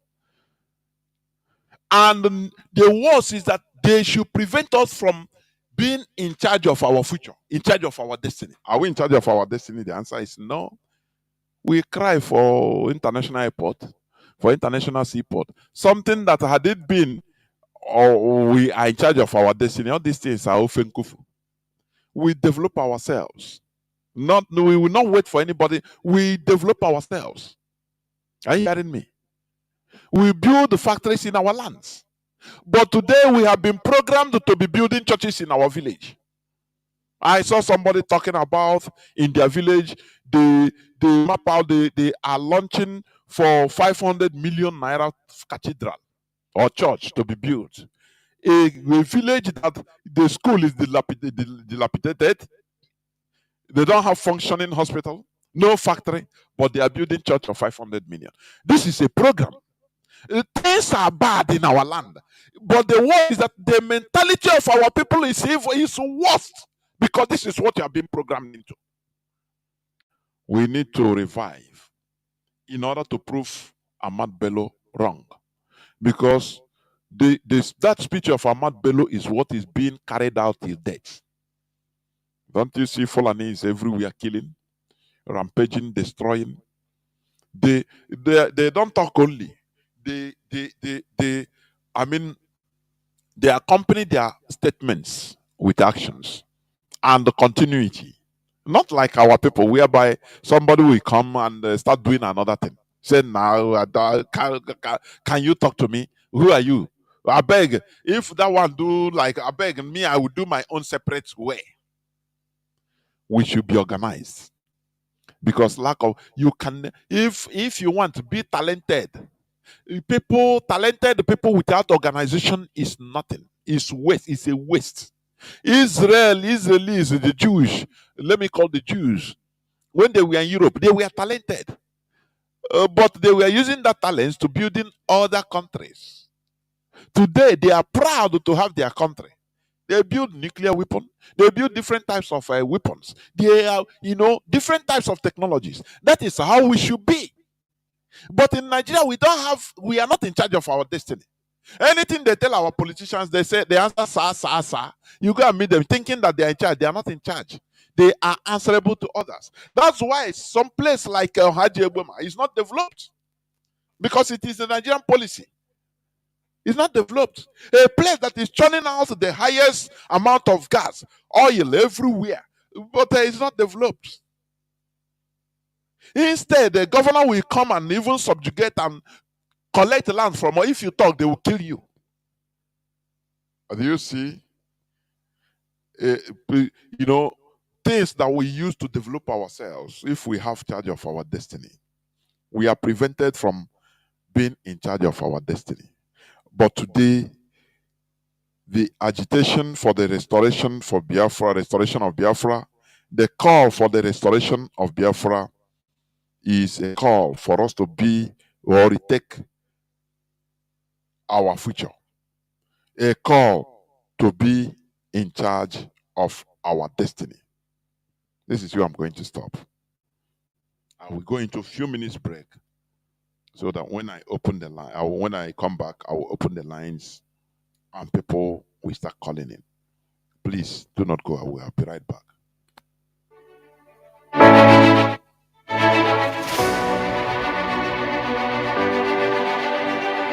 GMO Foods, unveiling the landscape and debates beyond the laboratory. Right now, we are going live to the United States of America, where we have the renowned Dr. Phillips Injamenze. He's connected live online, and he's a neurosurgeon. He would have loved to be here, but he's having some patients on life support. That's why he's not here. He's one of the biggest names in this sector that we're talking about today. So please, yes, from Imo State, Nigeria, but he's currently in the US. So he joins us live from the US right now. Please, do we have him so that we can? Okay, good. Doctor, for joining us. Oh, thank you for having me. Thank you very much for having me. And I want to thank all the organizers of this, Prof. and all the other colleagues. This has been very, very enlightening. I'm so happy today to be with you. Today, I'm going to focus just briefly on the health, and actually there's a big exposition I'm going to make so that we will understand what is going on. We have been talking in the Global Pro-Life Alliance that there should be a ban of all GMO seeds. There is no justification whatsoever. And let us look at the statistics. The U.S. Department of Agriculture produced this graph. I hope you are displaying the presentation which I sent to you. You will see that with use of the Roundup pesticide, the use of insecticides have only but increased in the U.S. starting from the year 2000 up to even the present day.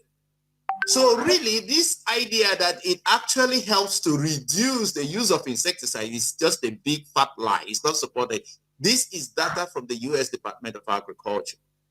Now, glyphosate by WHO has been declared a cancerogenic substance. So this is WHO. This is they did that on March 20th, 2015. So there is no scientific argument that will support that glyphosate. Does it cause cancer or it doesn't cause cancer? The evidence is very clear. We know that the Monsanto maize damages the liver and kidney. And the work by Seralini, which has actually exposed this whole mechanism on how this happens in very acute experiments, and this evidence has been reviewed and found to be correct.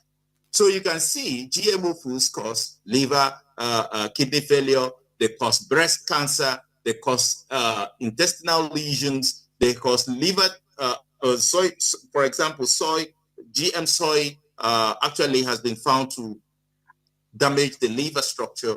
Then it can cause prematurity, even in animals. You can see, I don't know whether you are seeing it, you will see a rat that is fed on normal foods, and then a very small rat of the same age that is fed on GMOs. So, and it can shrink the testes. It has been proven beyond reasonable doubt that those rats fed on GMO will have a shrunk testes.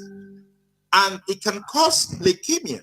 All the blood cancers have been shown by colleagues in Australia that this is the effect of it. Now, what they do is that they tell a lot of lies. You will see this work sponsored by Bill and Melinda Gates Foundation. It's called the yellow cassava.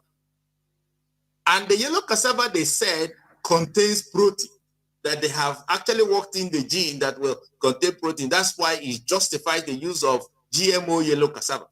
It was a falsified work. You see, this is the scientific retraction showing that there is no protein in the so-called yellow cassava. Now, the same thing they made about the golden rice. Oh, the golden rice contains vitamin A. It will solve Africa's dietary deficit in vitamin A. That's not true. One piece of carrot contains more 40 times one bag of golden rice in vitamin A content. And spinach contains 100 times more vitamin A than a bag of. Welcome back. This is Radio Biafra Hausa service coming to you through Radio Biafra London.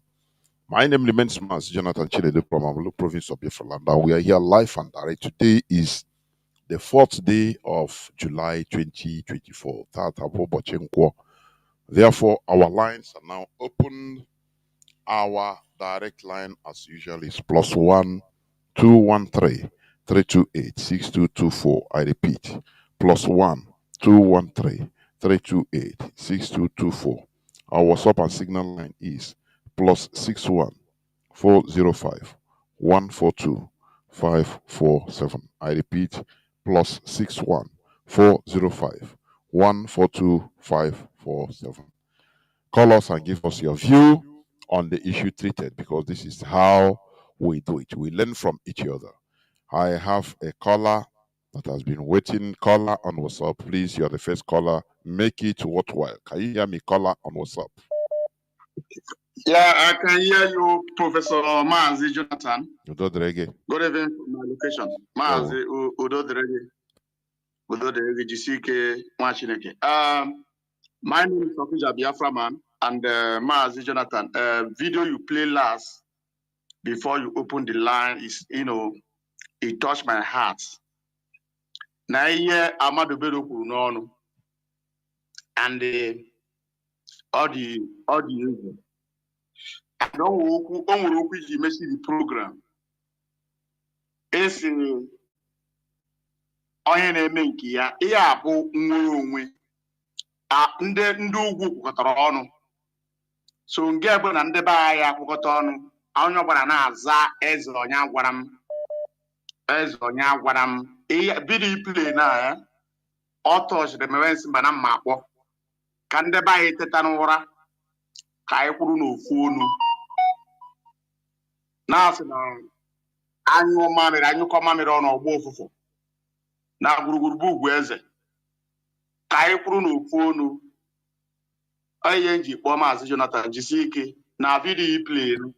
Ọ tọchiri m onye, o tọchiri m ndewo nwa Chineke. That is all the situation I know. Is the situation we are. Is the reality facing us. They said it. That is the situation we are. We need to be revealing it, because they said something and they are doing it, and we felt as if nothing is happening, that we are okay. No, we are not, because what they said they will do, they did it, and they continue doing it, and we are watching it, and we see doing as if doing nothing, if not IPOB. Oh, sisi kasi aga ebutu yechi ya kuno neche. You understand? At least we have to act like human beings. IPOB have returned us back to humanity. That we saw what is planned against us, and we continue answering Owa in Nigeria. Owa. You are nothing. It is for us to do something. Join hands together for us to do something to rescue ourselves, to fight, and take back our destiny that have been deprived of from us. That is what we are doing. Caller on direct line, Mazi, can you hear me? Welcome to the program. Hello. Yeah, Mazi, go on, please. Hi. Yeah. Mazi Chinedu, thank you very much. Yeah. I enjoy my address because sometimes where some people get emotional and sentimental, but that is the bane of our problem. The bane of our problem is idolizing anything that has to do with the West. Anything that has to do with Ndiocha, especially onye gụrụ akwụkwọ n'obodo oyibo or nwere PhD. Ana-aja ya ike ji eje mba ha Igbo ndị Igbo nwere mmadụ. And I'll call her name again. I'm calling Ngozi Okonjo-Iweala. I know she's an idol to so many people. Nothing can touch her. Same thing with people like, say, Chimamanda Ngozi Adichie. We should stop Mazi, sorry. Can I say something here?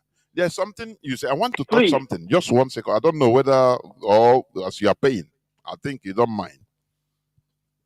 Mm-hmm. Yeah. So what I'm just like what you said now. You know, one of the main catastrophe committed by the black race, and even we in particular, is dismissing the knowledge of indigenous people that didn't go to Western education. I will elaborate this in a day, make it a teaching. We only value people that have PhD that go on. Now I ask, just let us cool down. Because Charis that is doing well today, producing, employing people, it didn't have university degree, but they have common sense. Until it's after. Now, in order to say that innocent, the same thing. So you see that these people that most of us or most people that goes to a Western school have a PhD, have different high level this thing. It's just for Western administrators, nothing more. Not that they bring common sense to our collective living. It's just to administer Western program to us. I am telling you. We don't value people that have common sense, that can, that can have impact even from our villages. Go to local areas. That time, that, but now you feel that they can do something. You see that they know what's up. But I now go, you don't have a master's in political science. You see that most of these things they're more just to administer the people, direct channel the people to be Western slaves. Is what is worrying us, or part of what is worrying us. Mazi, go on, please. Yeah, because I will go in the matter. Don't have woman have because here POB now. Only question, but there's no real. My hand is by real because when yes, me have a fellow from Princeton University, so I need IPOB. Yeah, I don't want those people because those have colonized minds. Those have color, and when Biafra comes, we don't want anybody whose mind is not decolonized to participate in anything, governance or security or intelligence. No, these people are agents. They are black bodies, but inside they are white people who are our enemies. And thank God our leader has come up with a proper word. They are intellectuals. I don't respect these people. PhD, fellow, researcher, and I don't. The only intellectual so far, I'm not respect who Dr. This man named Ryan Bede. That is a real intellectual. Yeah. Now, that is a real intellectual because he's using his knowledge to serve his people. No matter who in his right thinking mind, a black or African intellectual, can I rule WTO or IMF or does WTO IMF have anything positive, any positive impact in Africa? Let somebody tell me. Look at Kenya now is because of IMF and World Bank, but you people's heroine in Biafra because you country wall nyakonye obuna na eja angogoti and na che our lady. You are a poison if you're involved in that kind of organization that are destroying our people. I don't have any respect for you. Absolutely nada. You are my enemy. And that's why some people have said, like Malcolm X, you don't let your enemies to educate your children. You don't let your enemies to feed you. You don't let an outsider into your personal affairs, like in the riverine area. The division we have where some people are saying, we are not Igbo, I know the Igbo, I be Igbo, because you let outsiders like Yoruba and Fulani to interject into your brotherly affairs. No matter whether you think it's going to favor you or not, ultimately it's not going to favor you. It might favor you temporarily, but that outsider is coming to destroy you anyway. So, we in IPOB and Radio Biafra, we should choose our heroes. The Westerners cannot choose for us. Okay, gịnị ka ihe ọrụ Chimamanda Ngozi Degoro Chinua Achebe debere? Yes, when Chinua Achebe dindo, these people never wanted to recognize him. They only recognize somebody had to do with destroy. Feminism and women rights and all this nonsense. Ebunye oji nwanyi na atọ n'ọhụ wa oji n'ala Igbo. You see, is allowed. So we don't let our enemies. Nobody propagated on the Western media should be allowed to speak for us. We choose our spokespeople. We choose our own heroes. Thank you very much. There were. And to add to what I said, you see this genuine revolution that is being brought, that is going on in parts of Sahel, like in Burkina Faso, Ibrahim Traore. Do you think that if he attended the Sandust in England, he was being trained in America, do you think that he can do what he's doing? If he have a heavy university degree as a general, maybe, do you think he can rise up in order to defend his people like this? Onye ga-emenwu ihe awu onye ara, even onye na-amarụ say University of Yale, ya sị gị ọmadụ ihe na-akọ. That is it. We disqualify common sense to degree holders. Let me tell you, degree holders are meant, they fought for, so many of them fought for only flag independence, just to administer their territory. Is administration of their territory. That is the only thing they know. They are not radical enough because they have been mellowed down by their training, by their university. They say, no, you cannot do it like this. You have to, So you see that if you go to this, too much in your PhD and this and that, in the way you start behaving like them. If people are yelling, you will start saying, no, we cannot get it like this. But any person that can lead to this revolution to challenge the status quo must be Onyara. Onyara. Only but what is look at Traore. The only place he went, I think he was in Morocco for training for a few time, anti-aircraft training, only in Morocco. Finish. He didn't attend the Sandals as general. He's not a general. He's a small boy, born 1988. They're just giving an example.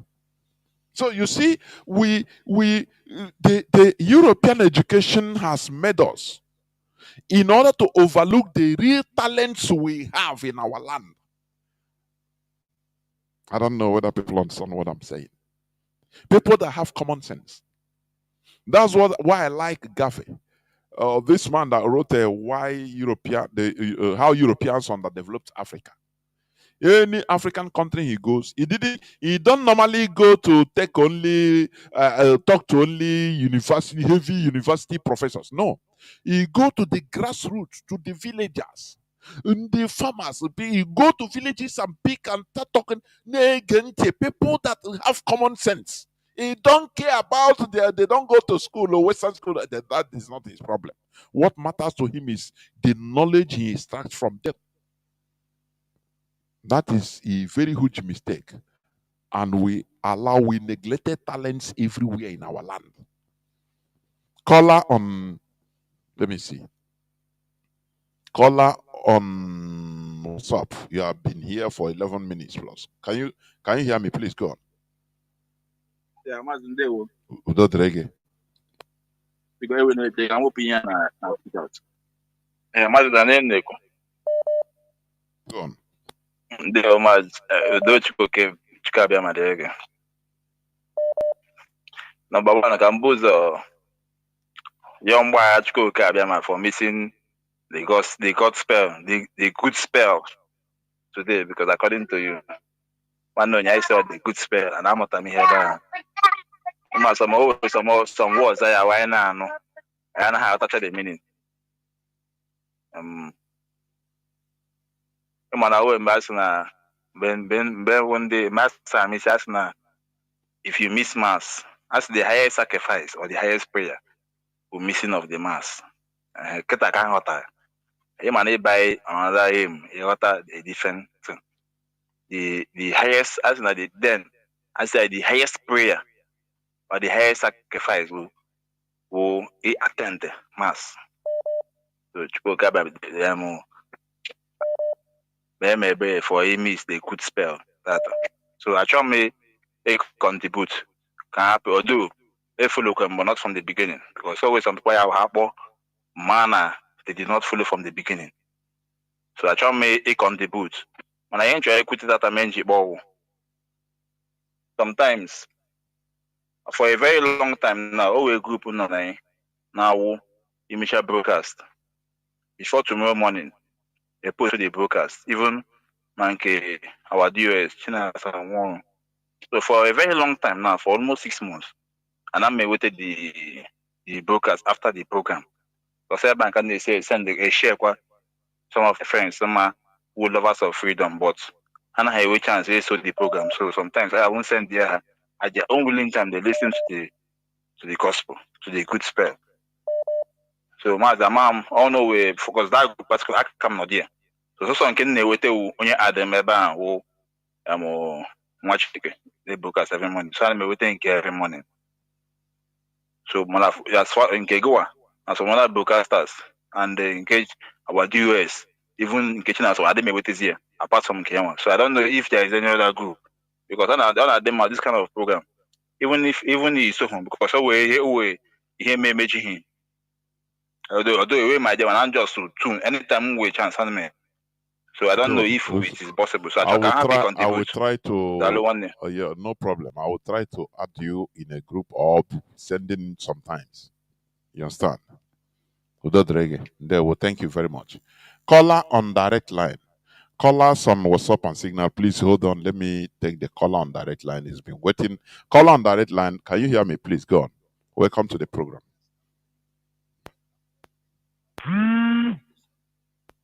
Caller on direct line. Caller on direct line. And I know him nego. I'm Jonathan. There.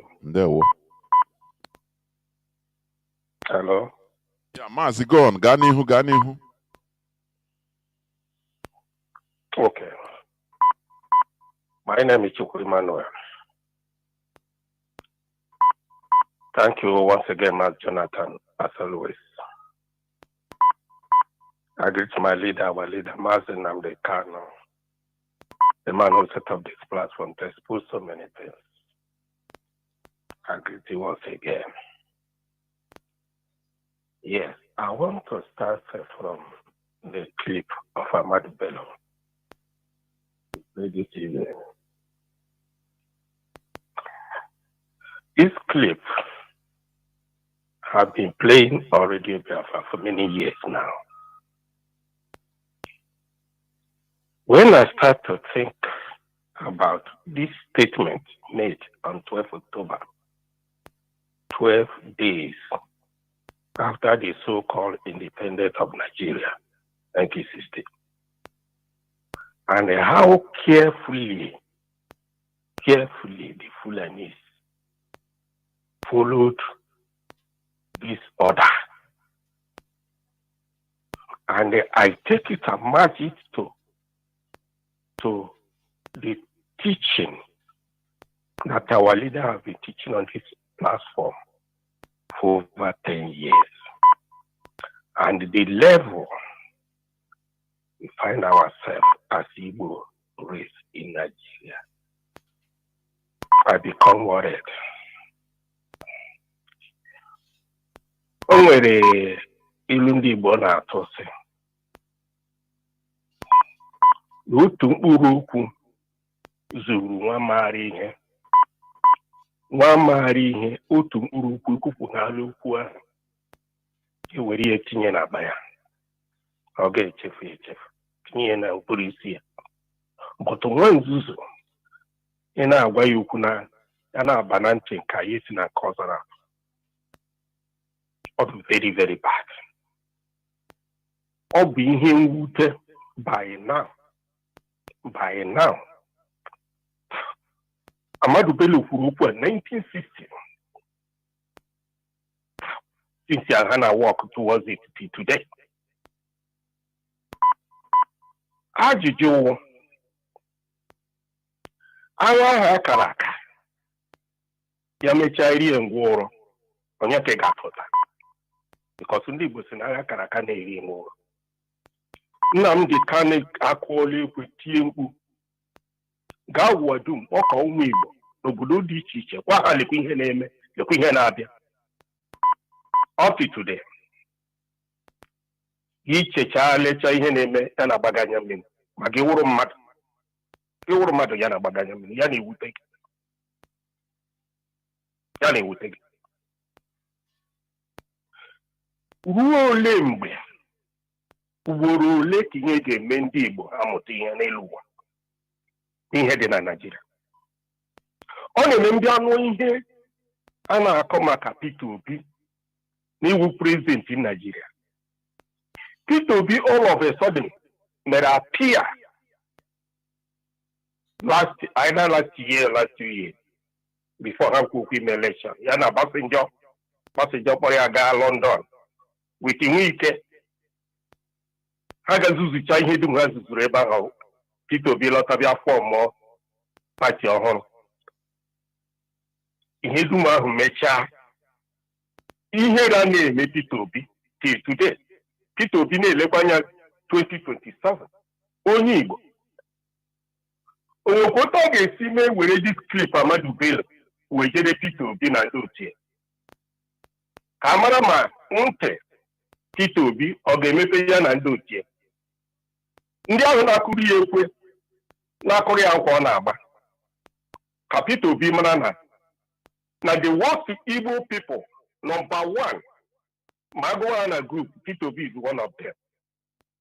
Ole ihe mere ugboro ole ka ihe ga-eme Peter Obi ị nweghị ike isi n'ihe mere Azikiwe na mistake Azikiwe mere during the time of Azikiwe nwụrụla ahụ na were mụta ihe a na-agbawa obi ọ na-ewute mmadụ. Ihe na-ewutecha m lee the extent emerela ndị Igbo na Nigeria. Nwoke onye Igbo ji kpọrọ n'isi na-awụ pati. Ihe a ndị a na-ezuzu si na ha wụ senators ndị Igbo. Ha wụ senator na ha wụ House of Representatives. Na ha wụ gọvanọ n'ala Igbo. Ha enweghị ike pụta kwuo okwu ga mmadụ. Ha na-ekwu okwu dịka slave ha wụ. ha chefuo n'otu ụbọchị na ha ga-anwụ dịka Azikiwe nwere n'otu ụbọchị na ha ga-anwụ. Ha na-echeta na onwe ndị ha ga-ahapụ mgbe ha nwụrụ, olee ihe ga-awa ọnọdụ ha.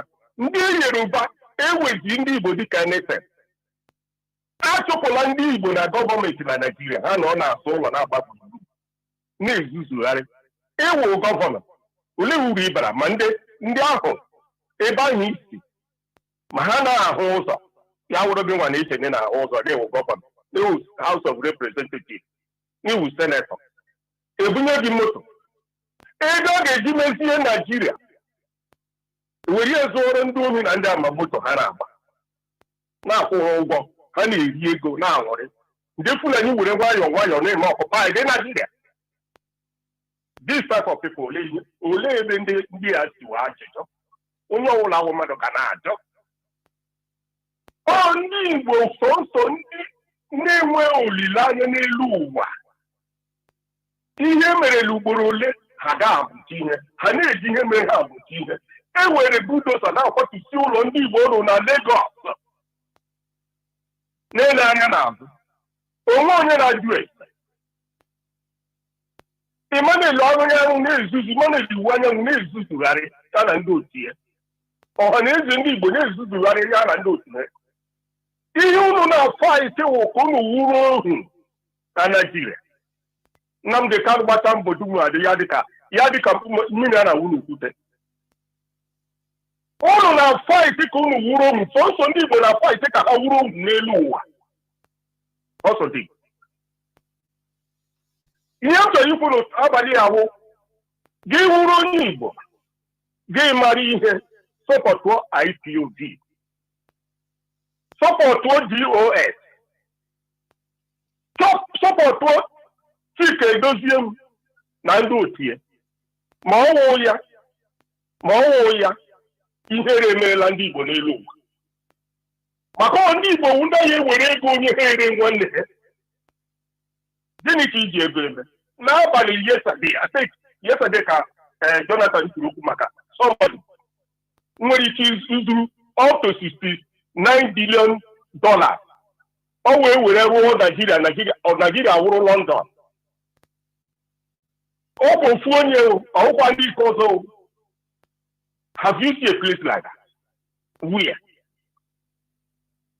What a people is this? E were ego nye mmadụ ya agbaga Finland na-egbu ụmụ nwanne na-akpọ ụlọ ndị mmadụ ọkụ, na-echibi na akpụ ndị mmadụ. Chefuo n'otu ụbọchị na ya ga-anwụ. Simon Ekpa, gị chefuo na ị ga-anwụ anwụ. Ihe na na-eme unu ndị Igbo, ihe na na-eme ndị a bụrụ ọnụ, ihe na-emegbu unu na-eche na unu na-emegbu Chinasa Nworu na Chike Edozie na DOS. N'ọnụ onwe unu ka unu na-egbu. Unu emeela ka isi iro unu to nothing n'elu ụwa ndị Igbo. Ewu, atụrụ. Thank you, Jonathan. Chukwuokikabiyama will be your friend, I know that. And all will have Biafra. Nnamdi Kanu ga-apụta. Anyị ga-adị ije ruo n'ọgwụgwụ ya. Thank you and God bless. There will. Thank you. Caller on signal, I think. Caller on signal. Can you hear me? Are you still there? No, I think it can no longer wait. Caller on direct line. I mean on WhatsApp. Go on, please. Caller on direct line. Mazi Chinedu, good evening, sir. There, Mazi. And there was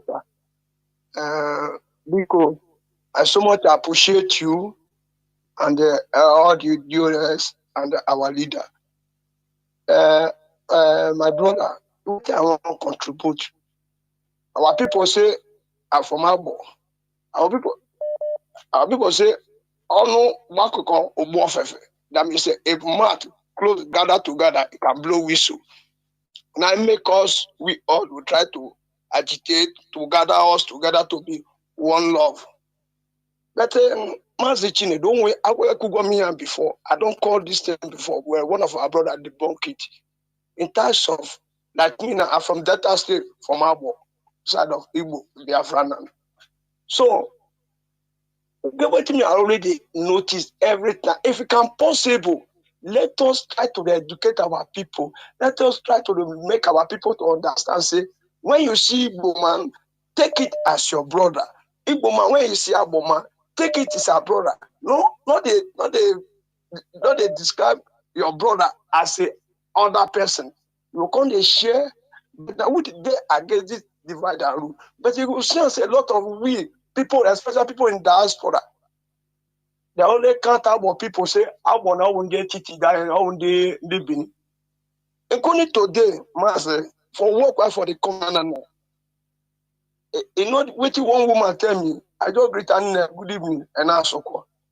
Small time, I think this one na so na Igbo kuzi Igbo. Say I kuzi Igbo. I say because mani onye titi na Igbo onye Benin na.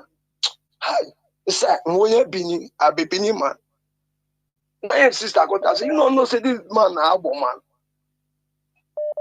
So he come tell me say sorry, say he can't use our Igbo dialect. Na agwa say nwanne nwa say onye ndị Agbo etiti. Don't imagine. Okay, now I'm gonna for example now say I not be Igbo. I will not be Igbo. I tell here. All the same thing, all the same markets day, all the same beer, all the same money, all the same meaning. Kind of mommy. So anyway, our people will try to separate. Mostly our Igbo brother only like to count our people as Bini. I got me. Including the other day, one group they fight, all those Benin boys they fight. One guy tell me say, no, our people they fight too. And I say, which are our people? Because I know my people say they are very peaceful people. I read there. I don't say that Benin people. I say, no, I'm not our people. I don't say, my brother, are you okay? Abo they speak Benin, abo they do anything like Benin something. Are you okay? So if you don't want to, most of them will tell you say whether you want make a whether as I then as Agbo man, whether I expect make it call me as Igbo man, I don't say my brother, he call me Igbo man, oh, he call me Agbo man, oh. What will be my benefit, by the way? But what thing I believe say I believe in Biafra, and which I take end the matter. Because I believe in Biafra, I don't know this way. Mazi, you are right. Let me say something here. Yeah. You know, Yes, sir. many of us have been saying only one side. This one, these people they will say, I am Bendel Igbo. I am not Igbo. I am Abo. I'm not Igbo. It's only one-sided. But what you are saying, you are completely right. Because our people, you know, I used to say it here, we are clannish. We are a clannish set of human beings. And it is this education from Radio Biafra that we minimize the brain damage that has been done to us. In as much as we are blaming our people for saying, oh, I am not Igbo, I'm from Rivers. I'm a Rivers man. I'm Ikwere, I'm not Igbo. Also, we blame ourselves for counting them out to say you are not Igbo, you are Abo, you are Bini. Yeah, what you're saying, I have seen it. You see somebody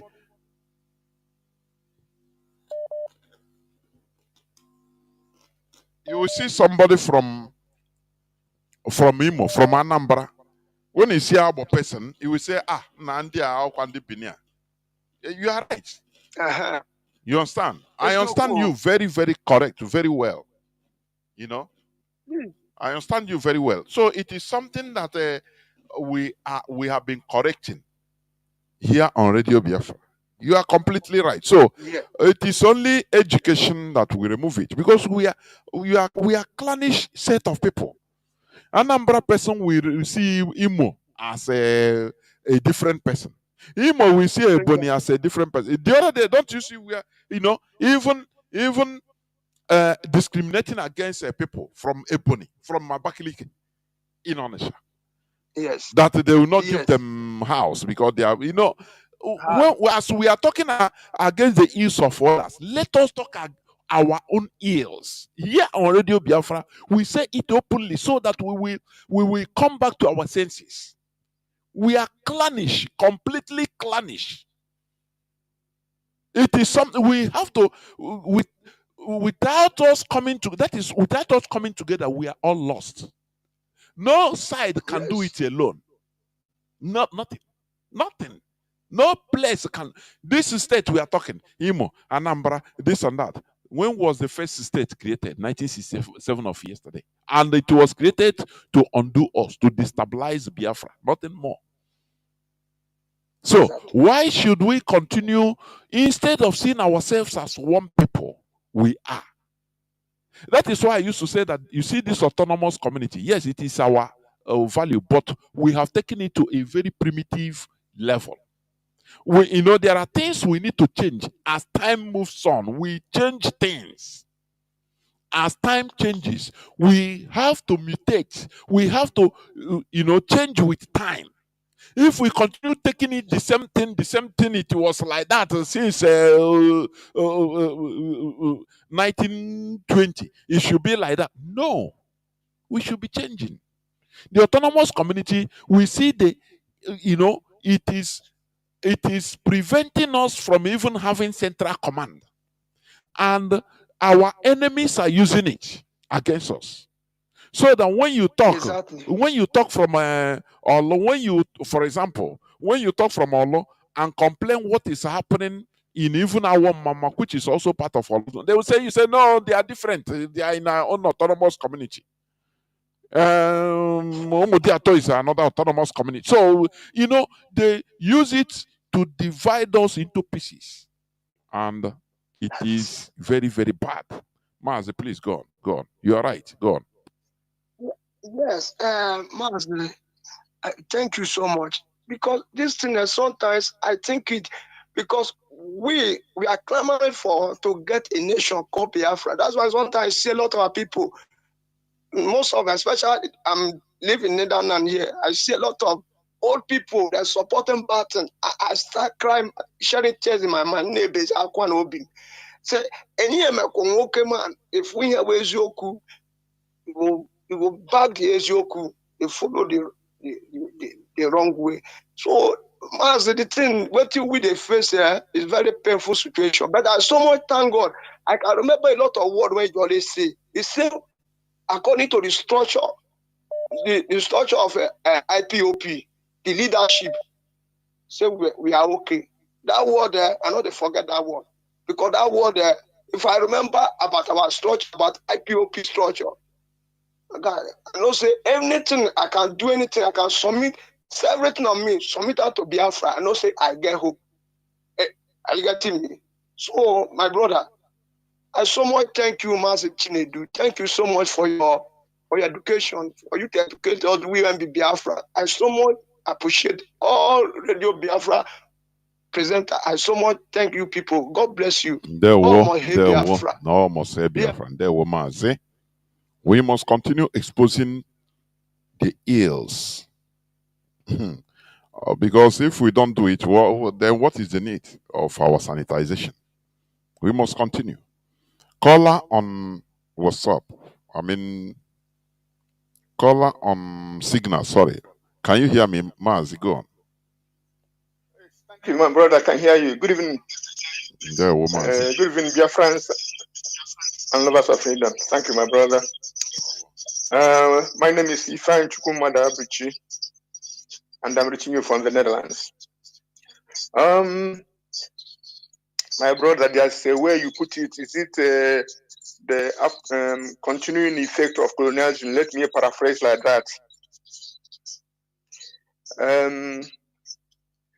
When we're in your, in your submission, you spoke about that issue of a person or a company, just one single company, having $69 US in their account.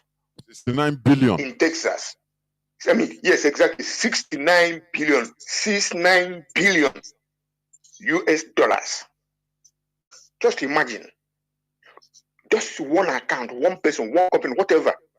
Then when you multiply the multiplicity of companies and individuals that have been stashing such amount away, then you ask yourself, could this be possible in an independent and sovereign republic of Biafra?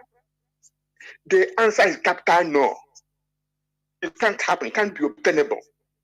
And that is why we are telling our people that Nigeria is a British zero liability company that continue to give.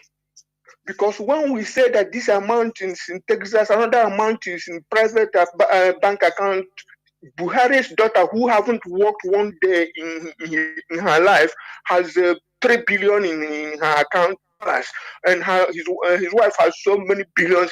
All those Fulani oligarchs and kleptocrats, and all, not only Fulani, because all of them going there, they are thieves.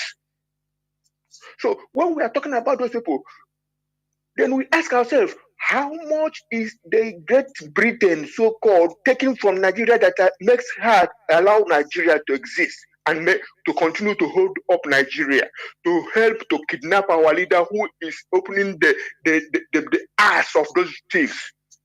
They ask, what is her interest?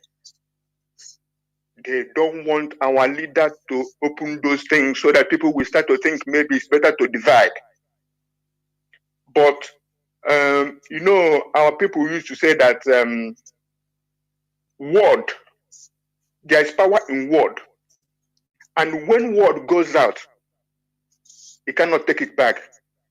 It's like hairstyle. When you mistyle hair, you cannot say, okay, it's not like local tattoo we do. When we draw something on our body, if we don't like, we can wash it off. No. Once the word has gone on out from Chukwu Okike Abiyama, from a knowledgeable and a very, very empathetic, even prophetic human being that says, this thing is not working, this thing can never work, and this is the reason and the reason and the reason that this thing cannot work, being Nigeria. The value system of Nigeria is so antithetical to each other that it can never work. As I am a Biafran and Igbo man, I'm arnat for a Fulani man, I'm unbeliever for a Fulani man, and I'm infidel for them. Which means I'm even less than their cow. A single cow is more important and more valuable to them than myself, than us, the Biafrans. So the colonial power, that's why I'm laying the emphasis now. Because otherwise, why haven't Britain said they released my citizen, Mazi and Kanu? Oh, the only thing they can do is to grab Ike Ekweremadu, lock her up. I'm not defending Ike Ekweremadu, God forbid. But is he the worst criminal in the damnable zoological republic called Nigeria? Is he? But it's in prison in the UK. While the mega thieves are going there, coming out, banking their money. There's one bank called NatWest Bank in that place. That's where some of the known thieves are banking their money.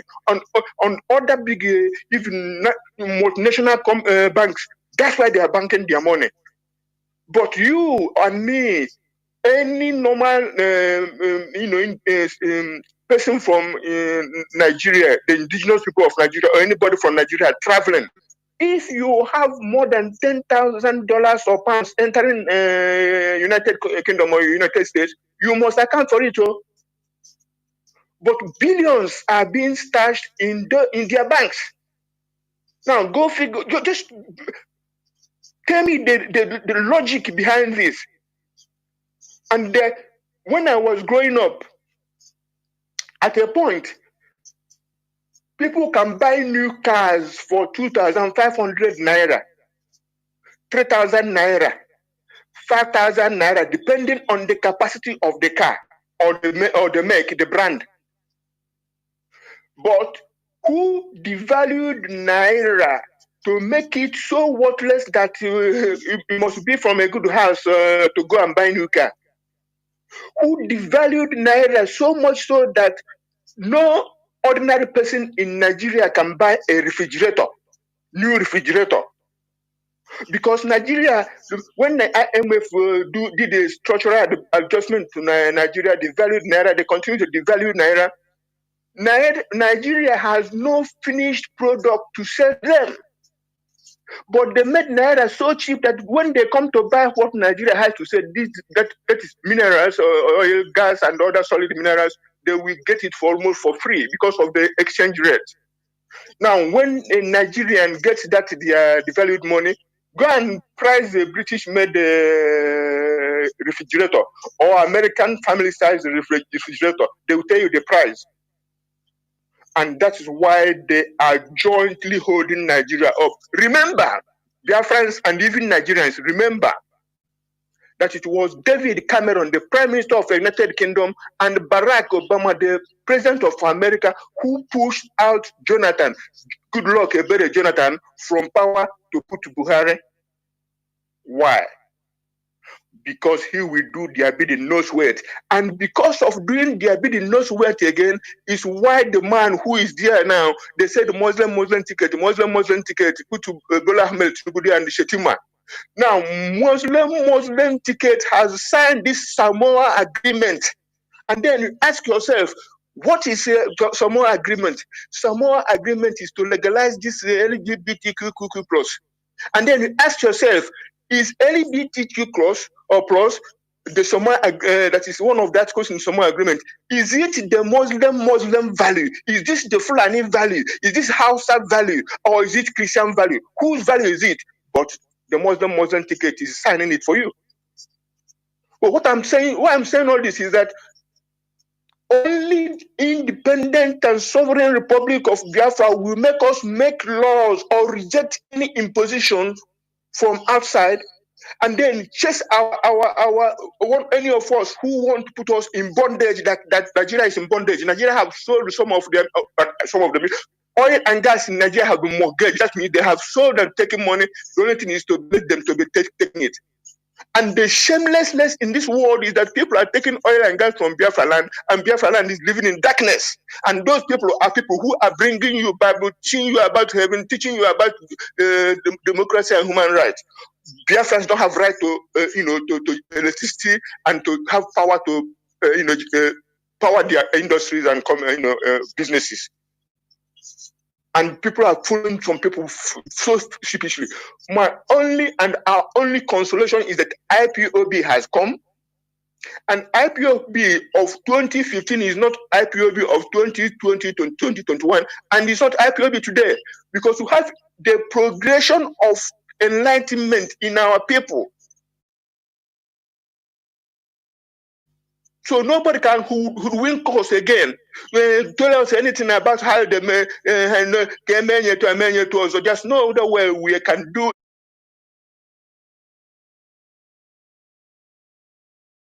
it, that we can make our own laws, except and only when we have our own independent and sovereign country. So why I'm basing my talk here, because the Fulani is militarizing every place. If you see a soldier, when I was growing up, if there's a fracas, you hope that a soldier or a police will come. When I was young,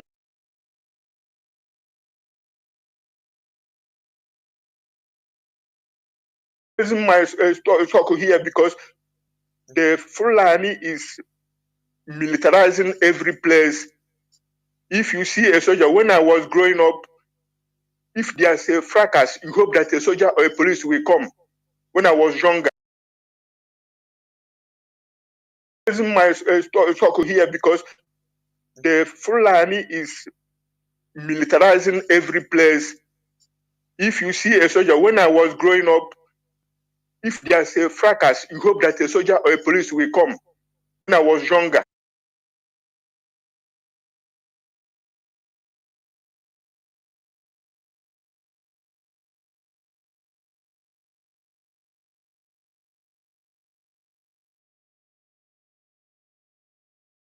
my brother something today in Benue, and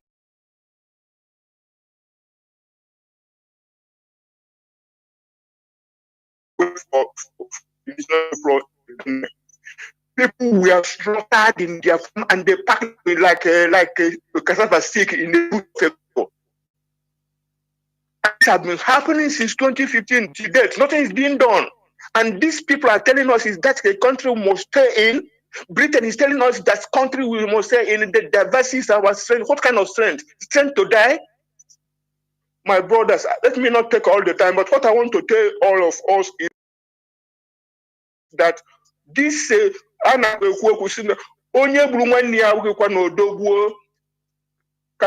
let's stop this lawlessness in our place and support the leadership of IPOB, the Directorate of State. While our leader, we pray that he come out very soon. We must support the Directorate of State. We must support the Eastern Security Network.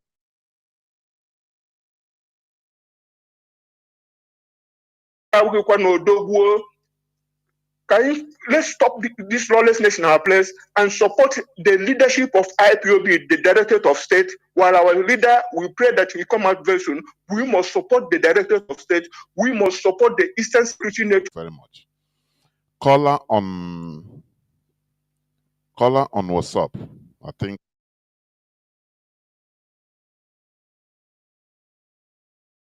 The leadership of IPOB, the Directorate of State, while our leader, we pray that he come out very soon. We must support the Directorate of State. We must support the Eastern Security Network. Very much.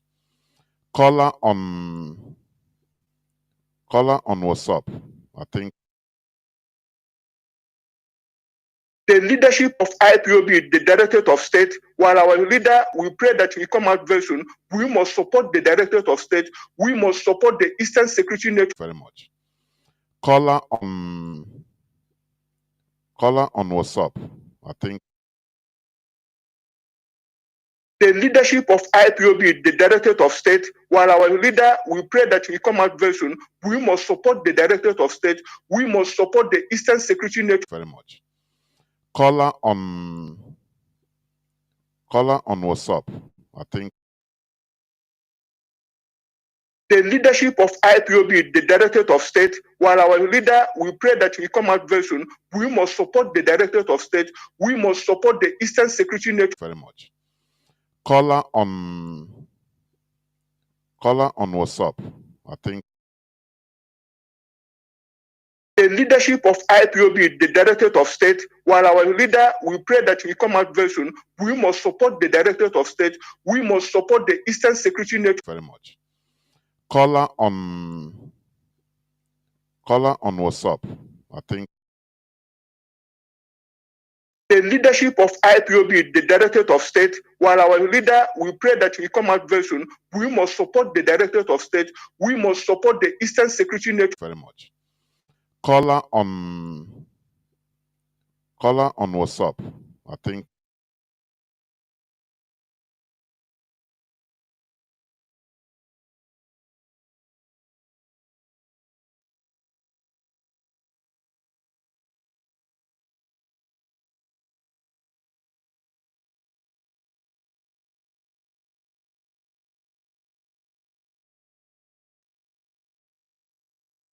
Ignorant people, the ignorant ones.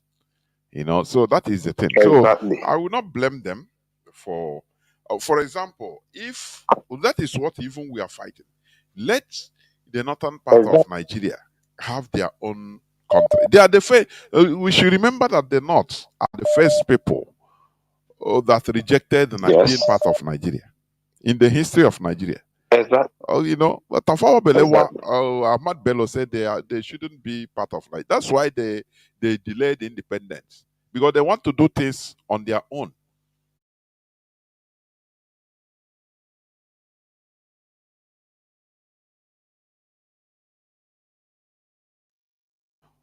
That rejected being part of Nigeria in the history of Nigeria. Exactly. But Tafawa Balewa, Ahmad Bello said they shouldn't be part of Nigeria. That's why they delayed independence, because they want to do things on their own. That rejected being part of Nigeria in the history of Nigeria. Exactly. But Tafawa Balewa, Ahmad Bello said they shouldn't be part of Nigeria. That's why they delayed independence, because they want to do things on their own.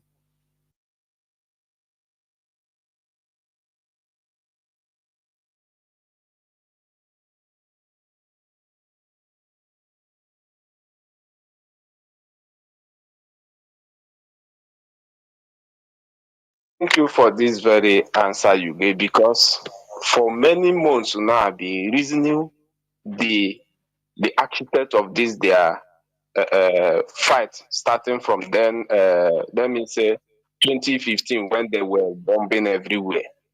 So now I begin to realize that we are even the mumus. They are very wise people and they're foreseeing ahead and begin to fight. Just that maybe the direction in which they take their own agitation is not is not being recognized by Mazi, people. it's not. And I cannot see it as the direction they took. No, but because we are amalgamated with them.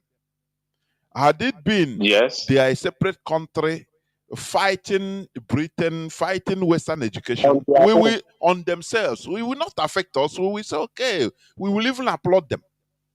You understand? Yes, that is the thing. So, that is the thing. Mazi, to be honest, I reading it, I realized that we are the people are behind the world. To be honest, despite that, most of the times we come and begin to say these people don't know what they are doing. Then, you always say on this radio that we learn from every angle.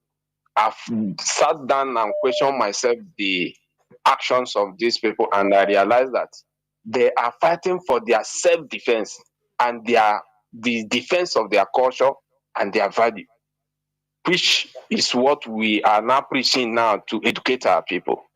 So that is by the way. Then another one that I want to also contribute is this GMO. Mazi, to be honest, this GMO, our people, I'm on ground, to be honest. Our people are not even hearing anything about this. Even our people, the few people that I've also meet and interact with, they even need that GMO corn more than the other people. Let's say other ethnics. Natural seedling, yeah. Because our people need shortcut. As in, I begin to see it as that anything that comes, our people, as long as it's something that will make our people to see a shortcut way, they will embrace it immediately. And to be honest, the thing there's this agro stores I try to meet with. So I share this knowledge with them, send them the video. Did you know that West African Weekly News, that is where when the GMO was launched.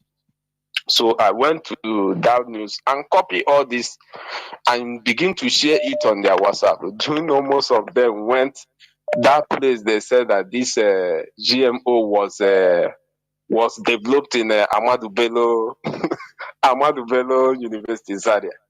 They now went there and just pick up that picture and told me that it's not Bigate, that this thing was developed in Nigeria, and Nigeria is making a development of agro to, As a Mazi, I saw this thing, I say, how do we help our people on this? To be honest. So, what be very, very disheartened, if you are trying to correct somebody who do not know, that person will try to use his own, can I say, uninformed sentiment to overshadow you, telling you that these things, can't you praise Nigeria for developing a corn that can have almost 7 this thing bunches, and I don't know how we can be able to start this.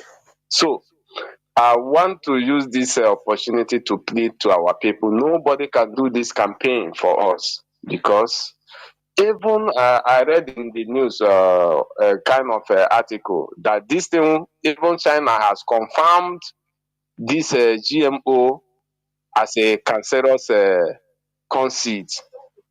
And most of the product coming to this very zoological republic is from China. Cheese balls we are giving to our children is corn they used to make it, and a lot of products, which China embraced it according to that article I read, and they use it to, multiply their growth to produce more things to send down to the final consumers, who are the Nigerians when it comes to Africa. So I don't know, Mazi, we are seriously in danger, to be honest. Very big danger. And now our people are embracing that GMO because they want shortcut whereby they plant it tomorrow. They will use only one seed to make up to 100 bunches. I don't know how we can control it, but I'm pleading to all comrades on this very platform. It is our duty to continue to educate our people. Send it on WhatsApp and share it on Facebook, and also tag people to know with that Dr. Njaman's video clip of exposition is very, very necessary. So, Maz, I think I will stop here. Yeah, well, Thank you so much for giving me the opportunity. Easy in our often.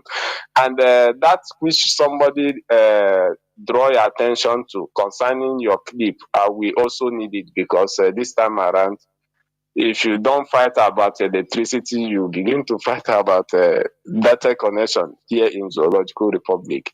So I will also be glad if that clip I'll be getting it. Thank you, Mazi. Mazi. Thank you very much. Take care. This way I'm going to switch off the phones, please. You know, the issue is this. Our people lack information and they don't care to seek for knowledge. They don't care to look for information. As our brother said, you know, what is going on the social media is even different from what is on the ground. How many of our people have data to even go to the internet? Have as our brother said, you know, what is going on the social media is even different from what is on the ground. How many of our people have data to even go to the internet? Have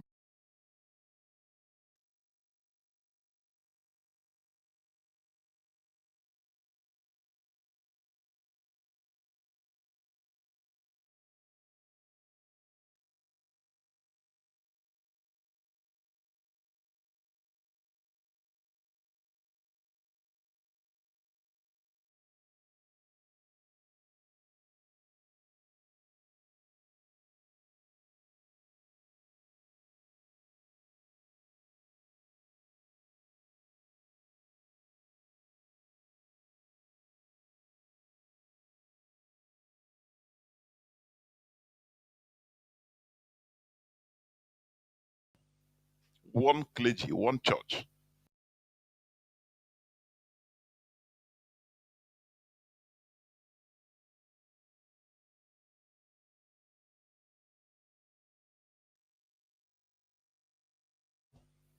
One clergy, one church. So, this is the problem. If, for example, all these clergy, all these pastors start educating our peoples, educating their congregation about the danger, one clergy, one church. So, this is the problem. If, for example, all these clergy, all these pastors start educating our peoples, educating their congregation about the danger,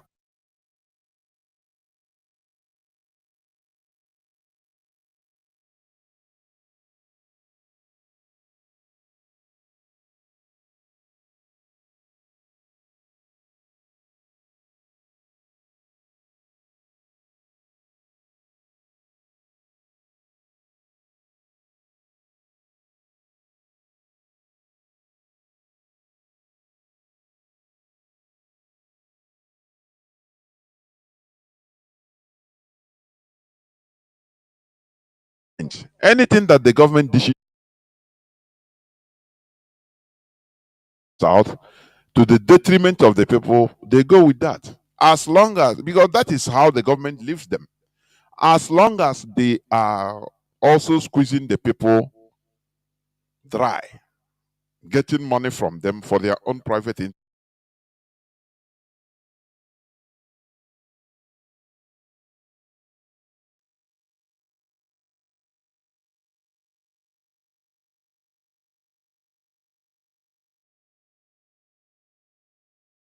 They don't care.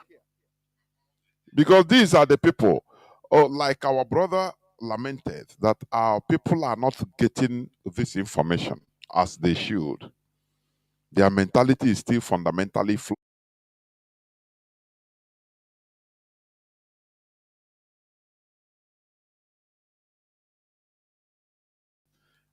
They don't care.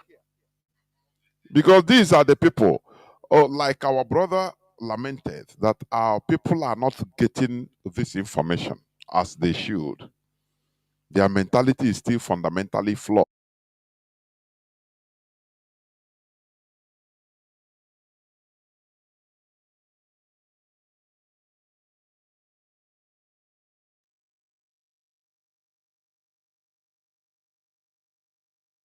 Far mentally. In our cause, or Hana cause. So you some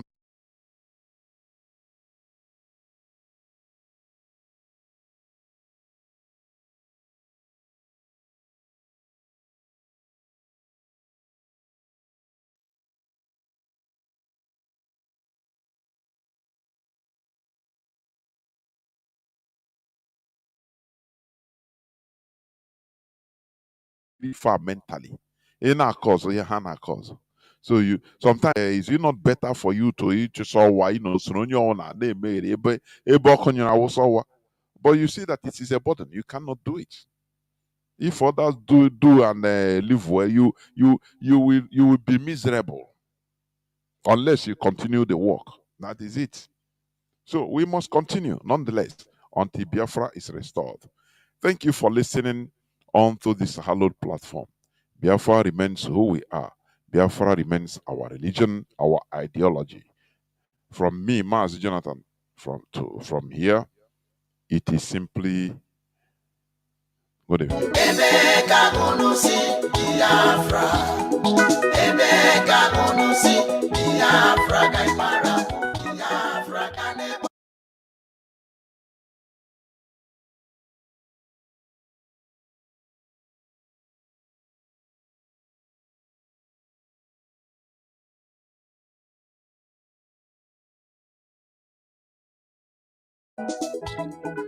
Chukwu okike abịama onye anyị nọ n'aka ya mere anyị ihe mara mma. Ugbu a bụ oge anyị ji ala n'ala nna m. Biafra bụ ala ọma, ala Chukwu gọziri, ala mma na ahụ, ala Chukwu gọziri, the rising sun. Mgbe mbụ ka mkpụrụ okwu wee sị na o ji ihe nwatakịrị, o were aka ya elu aka fụwa ya ụfụ wetuo ya, maka na ọnọdụ ugo adịrọ n'igwe mma.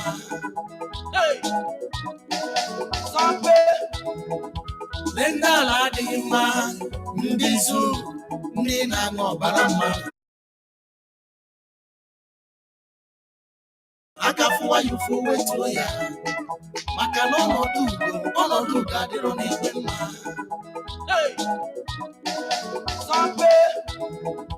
Lee ndị ala adịghị mma, ndị zu, ndị na-aṅụ ọbara mmadụ.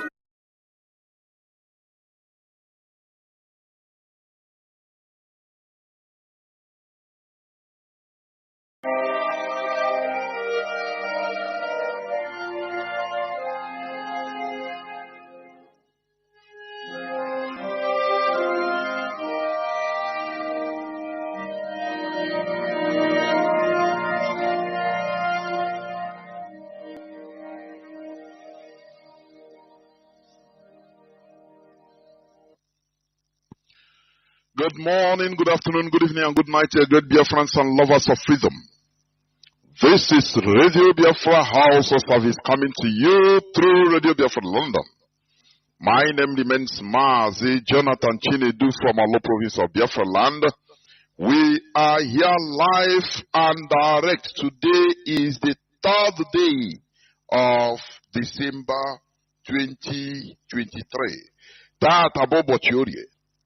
Therefore, without taking any time, the long-awaited time has come. I will hand over the platform to the head of the Directorate of States of the Indigenous People of Biafra, Mazi Chika Odeziem, in order to address Biafrans and lovers of freedom that are listening from all over the world. Mazi, you are welcome. The platform is yours.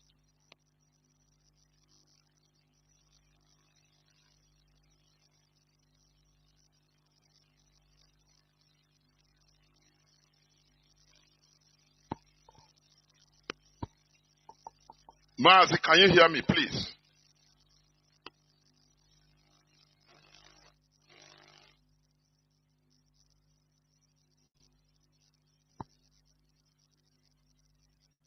Mazi Chikedozium, can you hear me, please?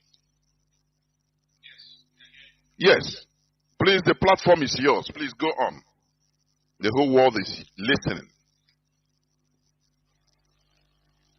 Thank you, Mazi Jonathan. Good evening, great Biafrans. Good afternoon, good morning, and good night to all of you, depending on your time zone this very evening. And good evening as well to the friends and the supporters of the indigenous people of Biafra worldwide. My name is Mazi Chikedozium, and I come from Ihe Oma. Ihe Oma is in all the province of Biafra land. By the grace of Chukwu Kabiyama from Ihenine, I serve the indigenous people of Biafra as the head of Directorate of State. I know that it's been a while that I addressed the Biafran people. It is a strategic plan by the leadership, and it is the reason is bringing, as we had hoped, the positive results that